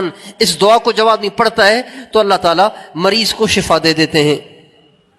اما عائشہ فرماتی ہیں آج کی تکلیف بھی بڑی شدید تھی تو میں نے اپنے ہاتھ کو آپ علیہ السلام کے جسم پہ پھیرنا چاہا اور آپ پہ یہ دعا پڑھنی چاہی۔ جو ہی میں نے یہ دعا پڑھنا چاہی، آپ پہ ہاتھ پھیرنا چاہا، تو آپ نے میرے ہاتھ کو جھٹک کے پیچھے کر دیا اور آپ نے فرمایا بل الرفیق الاعلی، اب میری صحت کی دعا مت کرو، اب میں اللہ سے ملنا چاہتا ہوں، اب میری صحت کی دعا مت کرو، اب میں اللہ سے ملنا چاہتا ہوں۔ چنانچہ آپ علیہ السلام کی اجازت پر حضرت اسرائیل علیہ السلام نے آپ کی روح انور کو نکالنا شروع کیا۔ اما عائشہ فرماتی ہیں آپ علیہ السلام کا سر مبارک میرے سینے سے لگا ہوا تھا، پیٹھ مبارک میرے پیٹ سے لگ رہی تھی، اور قریب ایک پانی کا پیالہ رکھا ہوا تھا۔ جب روح مبارک نکلنا شروع ہوئی تو آپ فرما رہے تھے لا الہ الا اللہ ان للموت سکرات ان للموت غمرات، لا الہ الا اللہ، موت بڑی سخت ہے، موت بڑی کڑوی ہے۔ اور پھر آپ پانی کے پیالے میں اپنی انگلیوں کو ڈبوتے تھے اور اپنے ہونٹوں پہ پھیرتے تھے اور کہتے تھے اللہم اعنی اللہم ہون علی سکرات الموت، اے اللہ موت کی سختی کو مجھ پہ آسان فرما، یہ آپ بار بار کہہ رہے تھے، اور اپنے ہونٹوں پر آپ پانی انگلیوں کو پانی میں گیلا کر کے ہونٹوں پہ پھیر رہے تھے۔ یہ کرتے کرتے کرتے کرتے اما عائشہ کہتی ہیں آپ علیہ السلام نے اپنا ہاتھ اٹھایا الرفیق الاعلی الرفیق الاعلی الرفیق الاعلی، اے اللہ میری کوئی خواہش نہیں سوائے اس کے کہ میں آپ سے ملنا چاہتا ہوں، آپ سے ملنا چاہتا ہوں، آپ سے ملنا چاہتا ہوں، آپ سے ملنا چاہتا ہوں۔ اور ساتھ ساتھ آپ یہ بھی کہہ رہے تھے اللہم اغفر لی ورحمنی والحقنی بالرفیق الاعلی، اے اللہ مجھے معاف کرنا، اے اللہ مجھے معاف کرنا۔ اندازہ لگائیے جنہوں نے اپنا سب کچھ لگا دیا، سب کچھ لٹا دیا، کوئی کسر نہیں چھوڑی، لہو لہاں بھی ہوئے، پیٹ پہ पत्थर भी बांधे, फाके भी उठाए, सारी जिंदगी अपने आप को दुनिया से दूर रखा और बच्चों को भी फाके बर्दाश्त करवाए, अपनी अहलो अयाल को भी फाके बर्दाश्त करवाए, दंदान भी शहीद हुए, जिस्म भी लहू लहां हुआ। वो कौन सी तकलीफ है जो आपने बर्दाश्त न की अल्लाह के हुक्म को पूरा करने में? लेकिन आज कह रहे अल्लाहुम्मा ग़फ़िरली, अल्लाह माफ करना, मैं नहीं कर सका। अल्लाहुम्मा ग़फ़िरली वरहमनी, ऐ अल्लाह माफ भी करना, रहम भी करना, माफ भी करना, रहम भी करना। वल्हिक़नी बिर्रफ़ीक़िल आला, और बस अब मुझे अपने पास बुला ले। ये आप दुआ कर रहे थे। और फिर कभी कहते थे सिर्फ अर्रफ़ीक़िल आला, और हाथ उठाया हुआ था और निगाह मुबारक आसमान की तरफ उठी हुई थी। अर्रफ़ीक़िल आला, हाथ उठा हुआ है, अर्रफ़ीक़िल आला।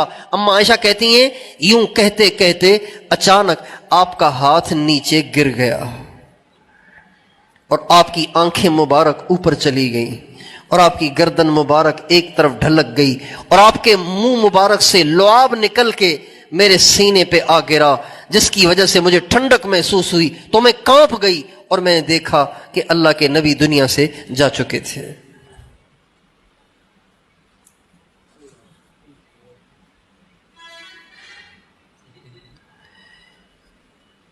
जब आपकी ये कैफियत थी तो सबसे ज्यादा काबिल रहम कैफियत हजरत अम्मा फातिमा की थी। जब आप अपनी उंगलियों को पानी में डुबो रहे थे और आप फरमा रहे थे इन्ना लिल मौत गमरात, इन्ना लिल मौत सकरात, अल्लाहुम्मा हव्विन अलैया सकरातिल मौत। ऐ अल्लाह मौत तो बड़ी तकलीफ दे है, ऐ अल्लाह मौत की तकलीफ को मेरे लिए आसान फरमा। जब आप ये कह रहे थे वाह करब अबता, वाह करब अबता, वाह करब अबता, हाय मेरे अब्बा को कितनी तकलीफ हो रही है, हाय मेरे अब्बा कितनी तकलीफ में हैं। आपने फरमाया फातिमा ला करबा अला अबी के बातल बादल यौम, फातिमा ये तेरे बाप की आखिरी तकलीफ है, आज के बाद तेरा बाप कोई तकलीफ नहीं देखेगा, ये आखिरी तकलीफ है।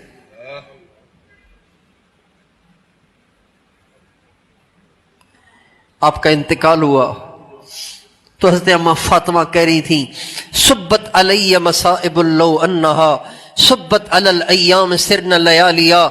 हाय मेरे बाबा के इंतकाल से मुझ पे वो मुसीबतें टूटी हैं, अगर दिनों पे डाली जाती ना तो दिन भी रात बन जाते, पहाड़ों पे डाली जाती तो पहाड़ दब जाते। ये कहती थी और बेहोश हो जाती थी। जब आदमी अपने गम को चीख कर चिल्ला कर निकालेगा नहीं ना तो बेहोश हो जाएगा। तो अम्मा फातिमा चीखना चिल्लाना नहीं कर रही, चीखती चिल्लाती रोती, अपने चेहरे को पीटती, बालों को नोचती, तो फिर तो गम हल्का हो जाता। लेकिन चूंकि इन सारी बातों से अल्लाह ने मना किया है, अल्लाह के नबी ने मना किया है और आप अलैहिस्सलाम ने अम्मा फातिमा को इंतकाल से पहले वसीयत भी फरमाई थी इत्तक़िल्लाह वस्बिरी, अल्लाह से डरना, सब्र करना, वावेला न करना। इसलिए अम्मा फातिमा सहते सहते बर्दाश्त न कर पाती और बेहोश हो जाती। जब ये खबर बाहर पहुंची तो मदीने में कोहराम मच गया। आप सोच ही नहीं सकते कि नबी करीम सल्लल्लाहु अलैहि वसल्लम दुनिया से चले गए, ये खबर कितनी बड़ी बिजली बनकर सहाबा पे गिरी होगी, कितनी बड़ी आग बनकर सहाबा पे गिरी होगी। हजरत उमर जैसा आदमी, ऐसा दबंग आदमी बर्दाश्त नहीं कर सके, अपनी अकल खो बैठे और तलवार लेकर बाहर आ गए। कौन है जो कहता है मोहम्मद चले गए? मोहम्मद नहीं जाएंगे, जो कहेगा मोहम्मद चले गए मैं उसकी गर्दन उड़ा दूंगा। हुजूर जैसे मेराज में आसमान पे चले गए थे, ऐसे ही आज भी अल्लाह से मिलने गए हुए, आ जाएंगे, अभी थोड़ी देर में आ जाएंगे। हजरत उस्मान पे सख्ता तारी हो गया, हजरत अली रो रो के बेहोश हो जाते थे।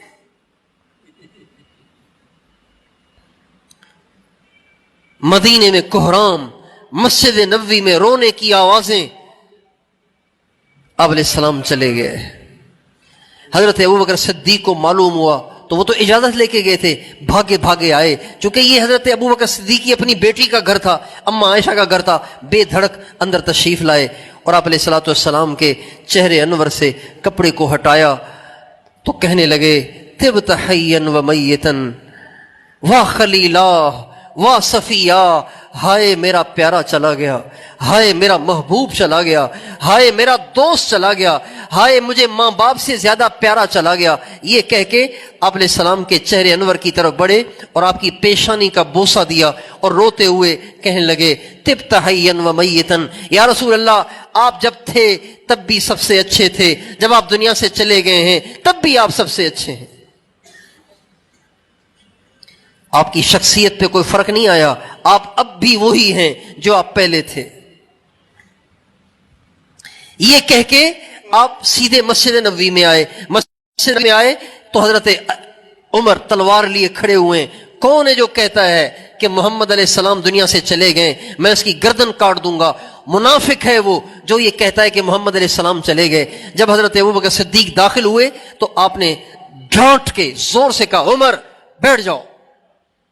حضرت ابوبکر صدیق کی جو ڈانٹ پڑی تو حضرت عمر ایک دم بیٹھ گئے.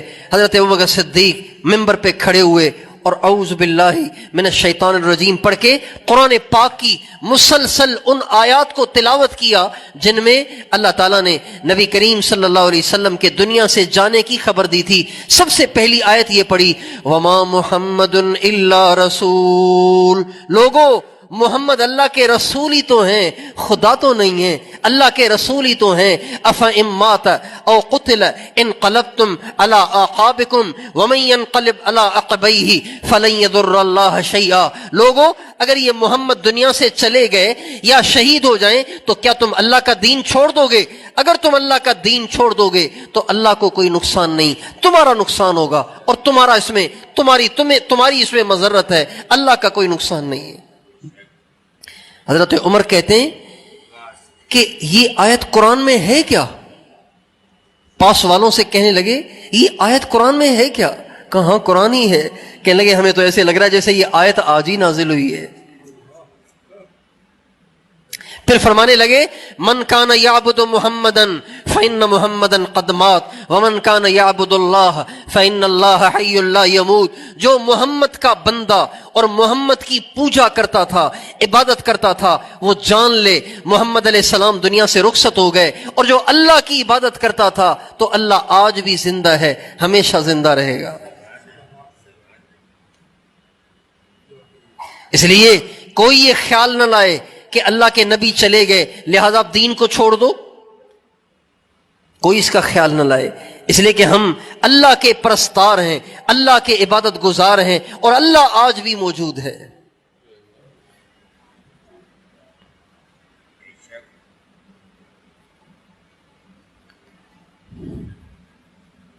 اس کے بعد آپ علیہ الصلوۃ والسلام کو غسل دینے کا وقت آیا تو حضرت ابوبکر صدیق نے فرمایا بھائی غسل تو اہل بیت دیں گے, گھر والے دیں گے غسل.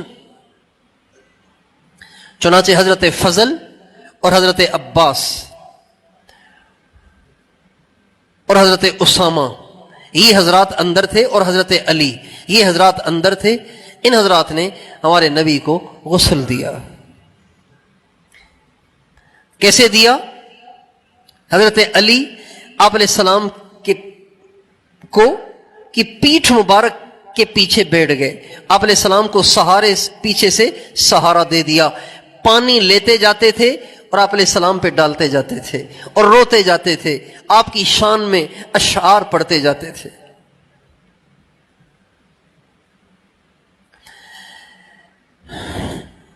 اور پھر انصار آ گئے, آ کے دروازے پہ کھڑے ہو گئے اور کہنے لگے بھائی انصار کا بھی تو حق ہے, ہم نے بھی تو اپنی زندگیاں اسی نبی کے پیچھے کھپائی ہیں, تو ہمیں بھی تو موقع دو. تو حضرت علی نے فرمایا ایک آدمی اندر آ جائے. چنانچہ عبادہ بن خولی انصاری رضی اللہ تعالیٰ عنہ ان کو اندر بلا لیا اور ان کو بھی غسل میں شریک کر لیا.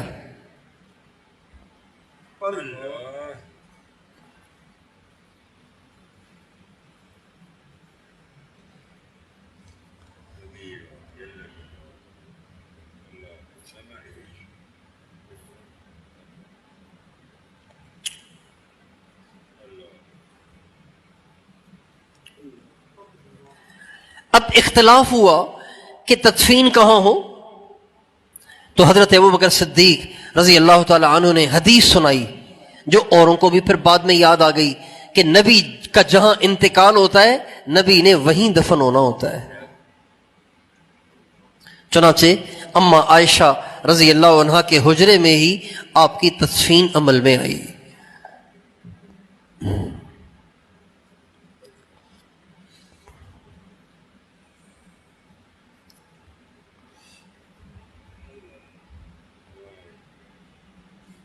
ماذا علی من شم تربت احمدی اللہ یشم مد الزمان غوالیا، حضرت اماں فاطمۃ الزہرا کا شعر ہے، جس نے میرے نبی کی قبر کی مٹی کو سونگھ لیا اس کو دنیا میں کسی اچھی سے اچھی خوشبو سونگھنے کی ضرورت نہیں ہے، اس لیے کہ میرے آقا کی قبر مبارک کی مٹی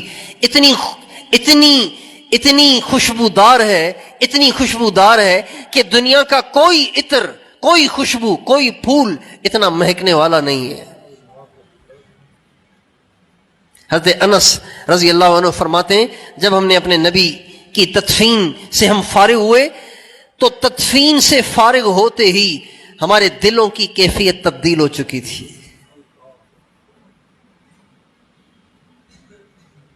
جو کیفیت نبی کریم صلی اللہ علیہ وسلم کے ہوتے ہوئے تھی وہ کیفیت نہیں رہی، وہ ختم ہو گئی۔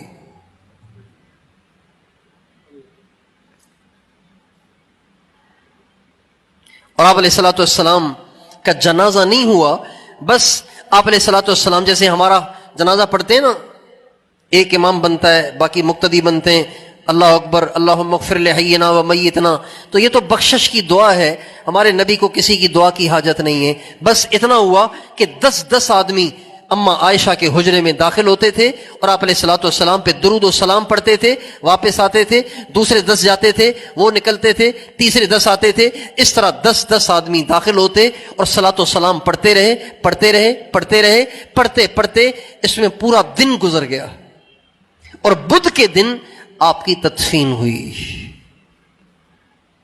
انتقال پیر کے دن ہوا، بدھ کے دن آپ کی تدفین ہوئی۔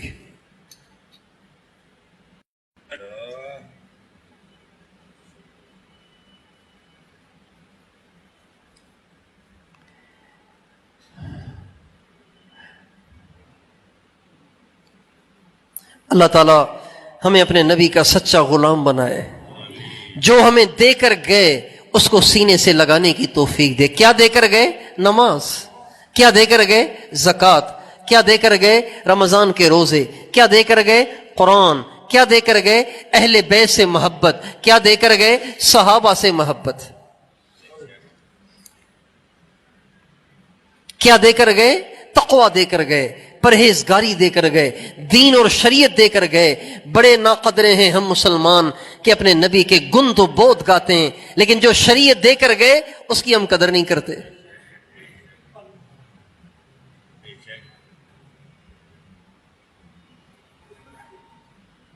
جو دین دے کر گئے اس کی قدر نہیں کرتے۔ دین ہمارے گھروں میں دھکے کھا رہا ہے، ہمارے بازاروں میں دھکے کھا رہا ہے۔ دکاندار بھی کہہ رہے ہیں دین کے لیے مسجد میں آ جائیں گے، دکان پہ دین نہیں چاہیے۔ ملازم بھی کہتا ہے دین کے لیے مسجد میں آ جائیں گے، مدرسے میں چلے جائیں گے، کسی خانقاہ میں چلے جائیں گے، تبلیغ میں چلے جائیں گے، دکان پہ نہیں چاہیے، دفتر میں نہیں چاہیے دین، بس یہی ہے دین مسجد میں، مدرسے میں اور تبلیغ میں ہی ٹھیک ہے۔ عمرہ کر لیں گے، حج کر لیں گے، لیکن برائی نہیں چھوڑیں گے۔ قرآن خوانیاں کروا لیں گے، برائی نہیں چھوڑیں گے۔ اللہ تعالیٰ مجھے اور آپ کو سچی توبہ کی توفیق دے۔ آج تک ہم سے جو ناقدریاں ہوئی ہیں اپنے نبی کے دین کی، اپنے نبی کی شریعت کی، اپنے نبی کی وصیت کی، اس پہ میں بھی توبہ کرتا ہوں، آپ بھی توبہ کر لیں۔ کرتے ہیں توبہ؟ کون کون سچی توبہ کرتا ہے؟ آج کے بعد جو میرے نبی مجھے دین دے کر گئے، بس میں اسی کو سینے سے لگاؤں گا، اس کے مطابق زندگی گزاروں گا، سر سے لے کے پاؤں تک اپنی زندگی میں کوئی کام ایسا نہیں کروں گا جو اللہ رسول کو ناراض کرنے والا ہے۔ تو بھائی کیا خیال ہے، تیار ہیں انشاءاللہ؟ پکا عزم کرتے ہیں نا انشاءاللہ؟ اللہ تعالیٰ مجھے اور آپ کو توفیق عطا فرمائے۔ ساتھ ساتھ ایک بات یہ بھی عرض کرتا چلوں کہ ہمارے نبی کے دنیا سے جانے کا مطلب وہ نہیں ہے جو سب کے جانے کا مطلب ہے.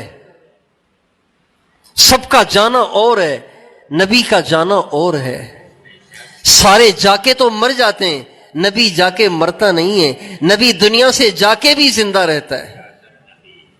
ہمارے نبی کا ارشاد ہے الانبیاء احیاء فی قبورہم، الانبیاء احیاء فی قبورہم یصلون. انبیاء اپنی قبروں میں مرے ہوئے نہیں ہیں، اپنی قبروں میں زندہ ہیں، نماز پڑھتے ہیں. ہمارے نبی جب معراج پہ گئے تھے، موسیٰ علیہ السلام کی قبر کے پاس سے گزرے، آپ فرماتے ہیں اللہ نے پردے ہٹا دیے تھے، میں نے دیکھا کہ موسیٰ علیہ السلام قبر میں نماز پڑھ رہے تھے.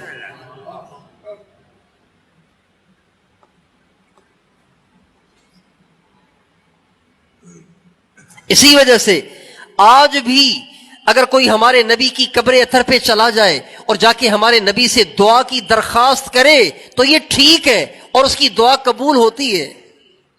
ایک آدمی ہمارے نبی کی قبر مبارک پہ جائے اور کہے یا رسول اللہ آپ میرے لیے دعا کر دیں، اللہ میرے گناہوں کو معاف کر دے، تو یہ بات ہمارے اور اس کے لیے دعا کرتے بھی ہیں اور آپ کی دعا سے اس کی بخشش بھی ہو جاتی ہے.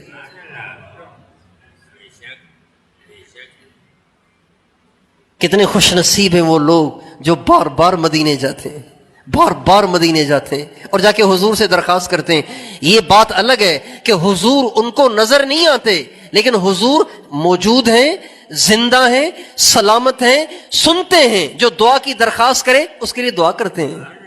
ہاں، اس کی مثال بالکل ایسی ہے جیسے کوئی بہت بڑے بزرگ ہیں جو سب سے ملتے نہیں ہیں، بس پردے کے اندر بیٹھتے ہیں، لوگ جاتے ہیں دعا کی درخواست کرتے ہیں، وہ پردے کے پیچھے سے دعا کر لیتے ہیں اور لوگ چلے جاتے ہیں، ان کے کام بن جاتے ہیں. اس کی مثال بالکل ایسی ہے.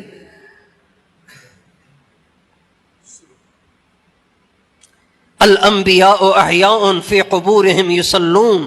انبیاء اپنی قبروں میں ختم نہیں ہو گئے، زندہ ہیں. آپ علیہ السلام نے فرمایا جب تم مجھ پہ درود پڑھتے ہو تو فرشتے میرے پاس لے کے آتے ہیں اور آ کے مجھے سناتے ہیں. صحابہ نے کہا رسول اللہ آپ کو کیسے سنائیں گے، جب آپ قبر میں ہوں گے تو آپ تو ختم ہو چکے ہوں گے، تو آپ کو کیسے پیش کیا جائے گا؟ آپ نے فرمایا اللہ نے زمین پر حرام کر دیا ہے کہ نبیوں کے جسموں کو کھائے. نبی قبر میں زندہ رہتا ہے اور نماز پڑھتا ہے. چونکہ نبی کو نماز سے بہت محبت ہوتی ہے اس لیے قبر میں بھی نماز پڑھتا ہے. جس کو جس چیز سے محبت ہوتی ہے نا تو وہ ہر جگہ وہی کر رہا ہوتا ہے.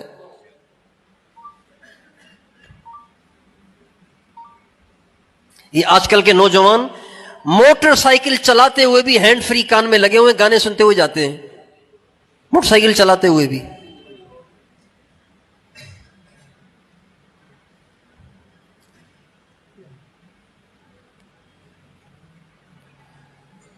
انبیاء کو نماز سے شدید محبت ہوتی ہے اس لیے قبر میں بھی نماز پڑھتے ہیں.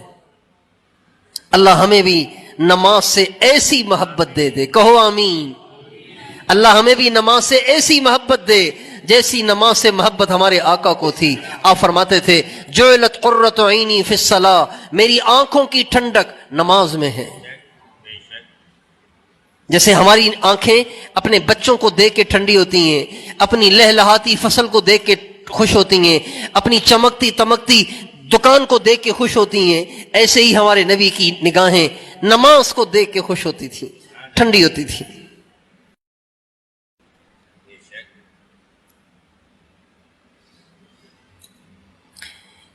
علامہ سخاوی رحمۃ اللہ علیہ نے ایک واقعہ لکھا ہے. علامہ سخاوی رحمۃ اللہ علیہ نے ایک واقعہ لکھا ہے. وہ فرماتے ہیں کہ وہ کہتے ہیں کہ علامہ عتبی رحمۃ اللہ علیہ ایک بہت بڑے بزرگ بھی ہیں اور عالم بھی ہیں. وہ فرماتے ہیں کہ ایک دفعہ میں آپ علیہ السلام کے روز اطہر پہ حاضر ہوا، سلام پڑھے اور وہاں بیٹھ گیا. اتنے میں نے دیکھا دور سے ایک بدو آیا. اس نے اپنے جانور کو باندھا، باہر جانور کو باندھ کے اندر داخل ہوا مسجد نبوی میں. آپ علیہ السلام کے روز اقدس پہ آ کے کھڑا ہوا، قبر اطہر کے سامنے آ کے کھڑا ہوا اور قبر اطہر پہ کھڑے ہو کے اس نے کہا السلام علیکہ یا رسول اللہ، سلام پڑھا.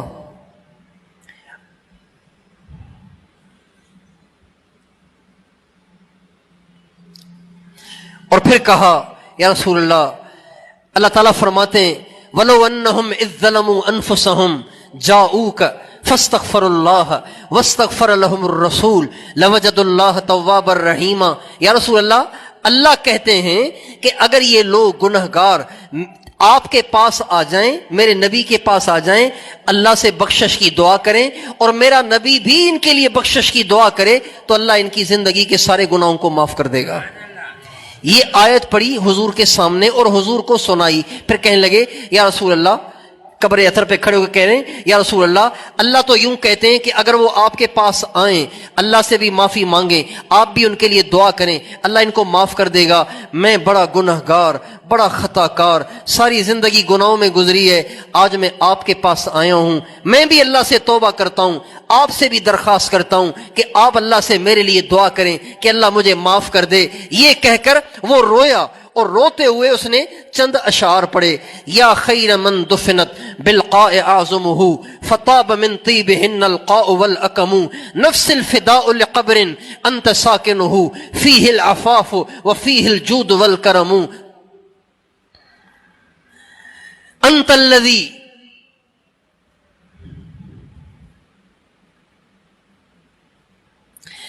انت الذی ترجا شفاعتہ علی الصراط اذا ما زلت القدم وصاحباک لا انساہما ابدا من السلام علیہما ما جر القلم۔ اے اللہ کے نبی، دنیا میں جتنے آج تک دفن ہوئے ان میں سب سے زیادہ بھلے، سب سے زیادہ اچھے، سب سے زیادہ بابرکت آپ ہیں، اور آپ کے کمال کے کیا کہنے، آپ کی عزت اور شان کے کیا کہنے۔ جب آپ دنیا سے گئے قبر اطہر میں چلے گئے تو آپ جب دنیا میں تھے تو ساری دنیا آپ کی خوشبو سے معطر تھی، آپ کی خوشبو سے مہک رہی تھی۔ جب آپ اندر چلے گئے تو اندر بھی معطر ہو گیا اور اندر بھی خوشبودار ہو گیا، باہر تو پہلے ہی خوشبودار تھا، اب اندر بھی معطر ہو گیا۔ اے اللہ کے نبی، میں اپنی جان قربان کر دوں اس قبر پر جس قبر میں آپ تشریف فرما ہیں، جس قبر میں آپ جلوہ افروز ہیں۔ اے اللہ کے نبی، آپ وہی تو ہیں کہ جب پل صراط کو پار کیا جا رہا ہوگا اور کوئی کسی کو کام نہیں آئے گا، آپ کی شفاعت وہاں کام آئے گی۔ پھر وہ کہنے لگا میں آپ کے دو ساتھیوں کو بھی نہیں بھول سکتا جن کا نام ابو بکر اور عمر ہے، میں ان پہ بھی سلام پڑھتا ہوں جب تک لکھنے والے کا قلم لکھتا رہے۔ یہ کہہ کر روتے ہوئے وہاں سے وہ نکل گیا۔ علامہ عتبی کہتے ہیں یہ سارا میں نے قصہ دیکھا، اس کے بعد جب یہ نکل گیا تو اللہ کی شان اچانک مجھ پر نیند کا غلبہ ہوا اور میری آنکھ لگ گئی۔ آنکھ جو لگی تو میں نے دیکھا کہ سرکار دو عالم جلوہ افروز ہیں، اور آپ فرما رہے عتبی بھاگ کے جا اس بدو کو بتا کہ تو نے مجھے کہا تھا نا کہ میرے لیے دعا کریں، میں نے تمہارے لیے دعا کر لی ہے اور میری دعا سے اللہ نے تجھے معاف کر دیا ہے۔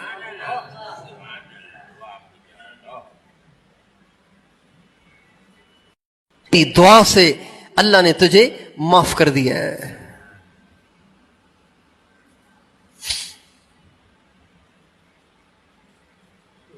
اس لیے ہمارے نبی زندہ ہیں۔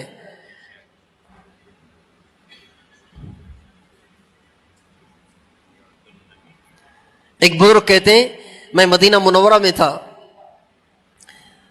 تو پیسے ویسے تھے نہیں، روٹی کہاں سے لاؤں، کہاں سے خریدوں۔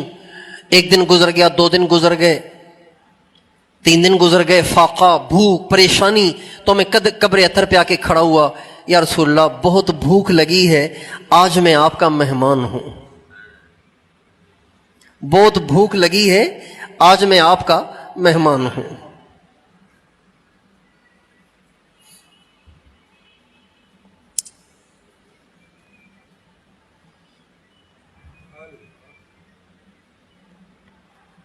کہتے ہیں یہ کہہ کہ میں جا کے ریاض الجنت میں لیٹ گیا، بیٹھنے کی طاقت بھی نہیں تھی، میں جا کے ریاض الجنت میں لیٹ گیا۔ کہتے ہیں مجھے آنکھ لگ گئی، میں سویا تو دیکھتا ہوں حضرت علی تشریف لا رہے ہیں اور ان کے ہاتھ میں روٹی ہے، 2 روٹیاں ہیں ان کے ہاتھ میں، اور فرما رہے ہیں کہ حضور نے آپ کے لیے روٹیاں بھیجی ہیں۔ کہتے ہیں میں نے خواب میں 1 روٹی کھائی، اس کے بعد میری آنکھ کھلی تو 1 روٹی میرے ہاتھ میں تھی۔